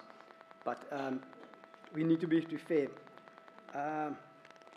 Sorry, I've written something here which I can't read. Sorry for that. The resources, there's a question about a good input about we need to have resources. And that's what actually the model of the FPA is, that we share resources. We develop one of the good things about an FPA is they will come into an area and they will say, what is the fire risk in this area? Take this wall is the fire area, this area. What is the risk? What must we do to mitigate the risk? What fire breaks do we need? What training do we need? And then they develop that plan and they implement the plan. And that is the beauty of an FPA. So if we start understanding the working of an FPA, I think then one will say, actually, this is a place where I need to belong. But we need to understand that and we need to share that information. There was a question about the time frame, how long it will take to implement, and I think the colleague mentioned all those little blocks that we have to go through, and we're now on the blue block, if I remember the colors on the screen, and we still have to go back to the house and we will go back to the NSOP. And that process, unfortunately, we don't, as officials, got no say over, but also we're also quite keen to get this bill into being enacted. I just want to go back to the municipality and actually in role. The municipality's got a service, a fire service, and it's going to have a chief fire officer. And the municipality must belong, if you've got a service, or it must belong to the FPA. By doing that, the chief fire officer is a fire officer. He's almost like the boss. So he can then link between the municipality services and the landowners, and that's where when this law was drafted, that was the thinking is, how do we bring the municipality into the rural areas to fight fires? So if a chief fire officer is part of a FPO, basically he's bringing his whole fire services with him into the fold. I mentioned about traditional, intergovernmental cooperation that we need to strengthen, and there's specific items mentioned in terms of the Act, and in terms of Section 3A, on the Minister's opinion, which I said already addressed by saying the Minister, being the custodian of the Act, need to exercise that power. There was a question referred to Section 26, and if I understand the question correctly, is that we will have the traditional leaders, peace officers, and they will do this enforce the Act. As I have to reiterate, they will be trained because it's quite strong powers that you carry. You are like a police officer, so you must know, and it's quite intense, of course, You must know your rights, you must know the rights of the person that you search, because they've got rights and you've got rights. So all those things will be taught. And you, if once found competent, then you will be able to enforce. Just to maybe as a way of just a one step back is that to be allowed into this course, for example, you go through a whole police clearance check to make sure that you are above approach. So it's not that they will say, Mr. Smith, you can go. It's a process because you are a very senior person in the community. I just want to check whether there's any other. The one that was raised is actually quite a valid point, and I can't remember who raised it. It's on page 9.11. Why do we believe in an opinion that we don't have to consult with a traditional? At that stage when this was drafted, it was the chief law advisor, but from our consultation, we've seen that, and the bill is dealing with traditional councils, is that all the stakeholders are being brought into the fold. And this will then obviously, if there's a weakness, we will have to go back to the state law advisor and advise him or her accordingly. Chair, I would also then hesitate to say that this act also got penalties and offences. We've got the category 1 offence, category 2 and 3. So if you make a fire, it's an offence, and you can actually face jail time for up to 3 years. A lesser offence is, for example, if I'm the chief fire officer or the fire protection officer and say this, you must attend the fire, and you refuse to attend the fire, you're willing, able and capable to do it. That's a third degree offence, and you can then the court can then ask you to do community services. So what we're also then doing in part of our awareness training is we do interact with the magistrates, and we do interact with the police. We're busy with a rollout program starting in Mpumalanga to say that this is what the law states, and this is what you have to do. So that engagement is happening at various levels. So where we are sitting is we have to engage with the politicians, the judiciary, with the ordinary citizen, like you and me, so we all understand that at the end, what we need to achieve is we want to prevent fires, because it is destructive, it destroys livelihoods, and this is the purpose of the Act, is to ensure that we have a safe environment, that we all, not only for us, but for our children and children to come. So for your inputs, it's much appreciated. I've learned again quite a bit from the input, and the passion in which people talk about fires means it's a very important part of our life. Chair, that is a summary of my response. Thank you.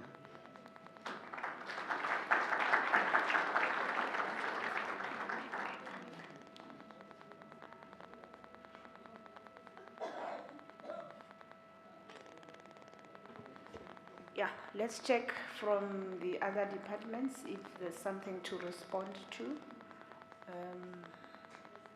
The Gauteng department. Yes, just come through. And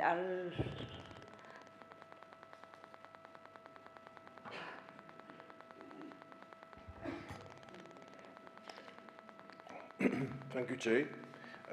I've also made a few notes, not many, but there are some. In a pre-workshop held in preparation for this hearing, issues were raised with regards to the burning of waste, including tires, which leads to veld fires. So I undertook to find out for the attendees what they can do with regards to burning of tires. What I suggest is that you maybe afterwards just pay me a visit. I can then give you the relevant contact details of the persons in my department who can maybe offer assistance with regards to waste management and also air quality issues, especially with regards to the burning of waste. But it is an intergovernmental issue. It needs to be dealt with by by the three departments or the three state organs involved, which are the Provincial Department, the National Department, also the relevant municipality. So I agree with Mr. Smith that there is a need for greater intergovernmental cooperation. Yes, I think I also take note of the fact that there is a need for fire support. So we have a directorate called Farmer Support and Development in my department. So I'll also communicate that specific need to the relevant director. I also take note there's also a need for fire training. I am unfortunately not sure how to respond to the question on how these jobs may be accessed. I think there was a question raised inquiring how you can access the jobs that are going to be created by the amendment bill or the Amendment Act. Yes, so I agree with Mr. Smith. We need to have a greater intergovernmental cooperation between, also with regards to the Fire Protection Agency. So I think I just need to get Mr. Smith's contact details so that we can maybe set up some kind of an intergovernmental meeting to specifically discuss issues relating to fire and also fire impact on provincial Gauteng farmers specifically, and also other related issues. So it's important that our departments meet on that issue specifically, and maybe also drawing in the relevant municipalities. Yes, there was also, I think it was a good idea, maybe proactive patrol with regards to the unlawful people unlawfully causing veld fires to start. So I think that was a good proposal, that you shouldn't always be reactive. In some cases, there's a need for proactive fire prevention. That's apart from fire breaks, but maybe there's a need for some kind of patrol unit to be established.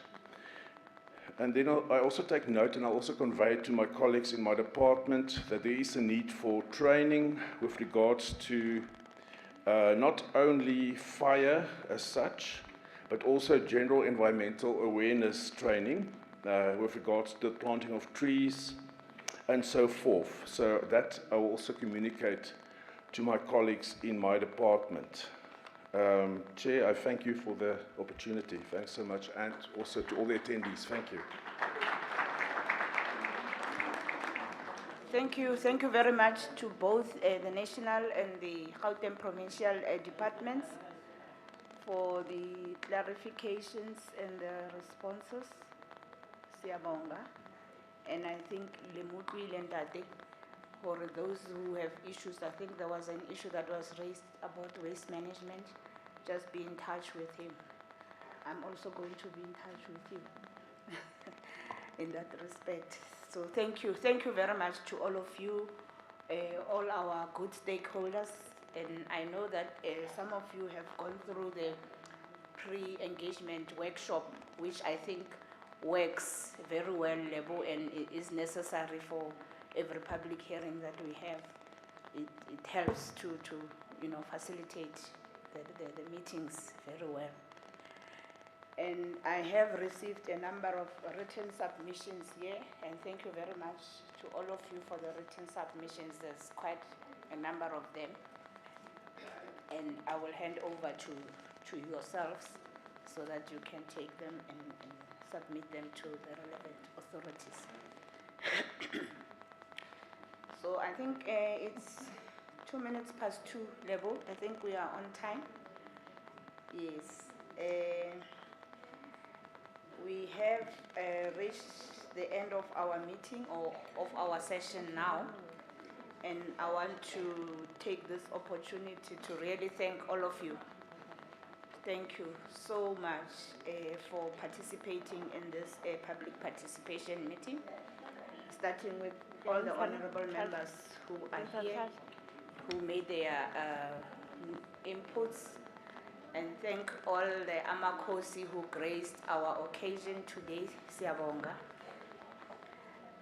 Thank all the stakeholders, all the farmers from all the regions in our province who always attend, and make valuable inputs which helps to enrich whatever document that we are engaging on. It really assists the portfolio committee. You show that you are an extension of this portfolio committee.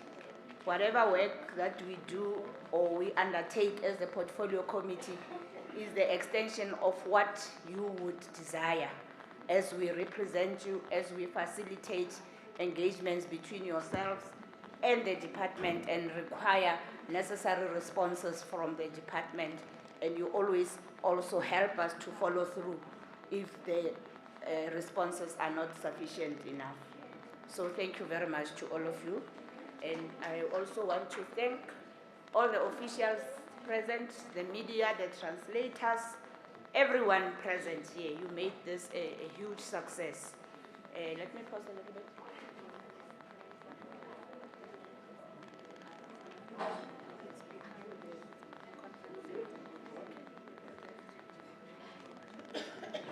Yes.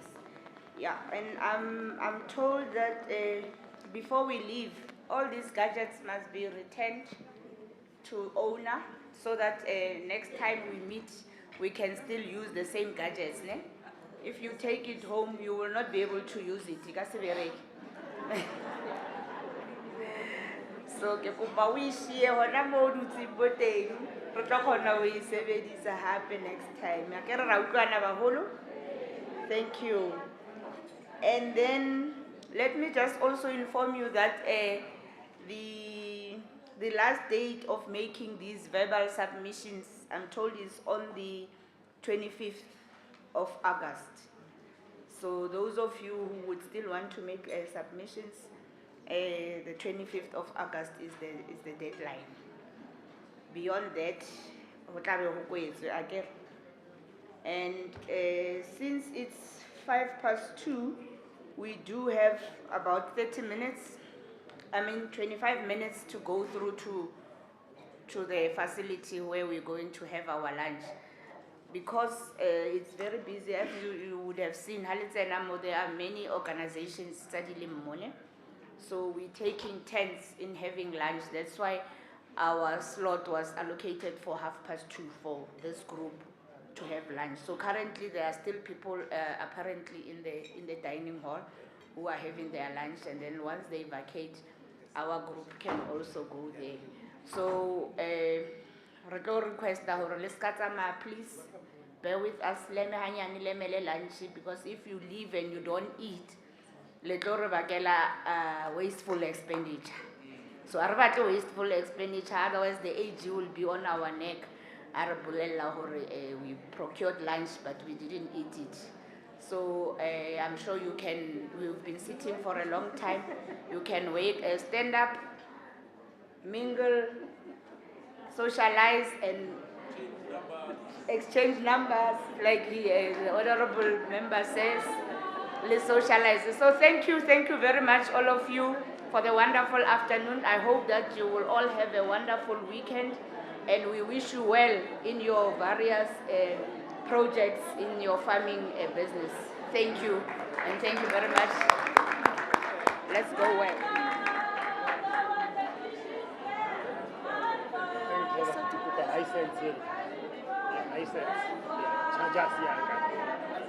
I think the officials will guide us through to the dining hall.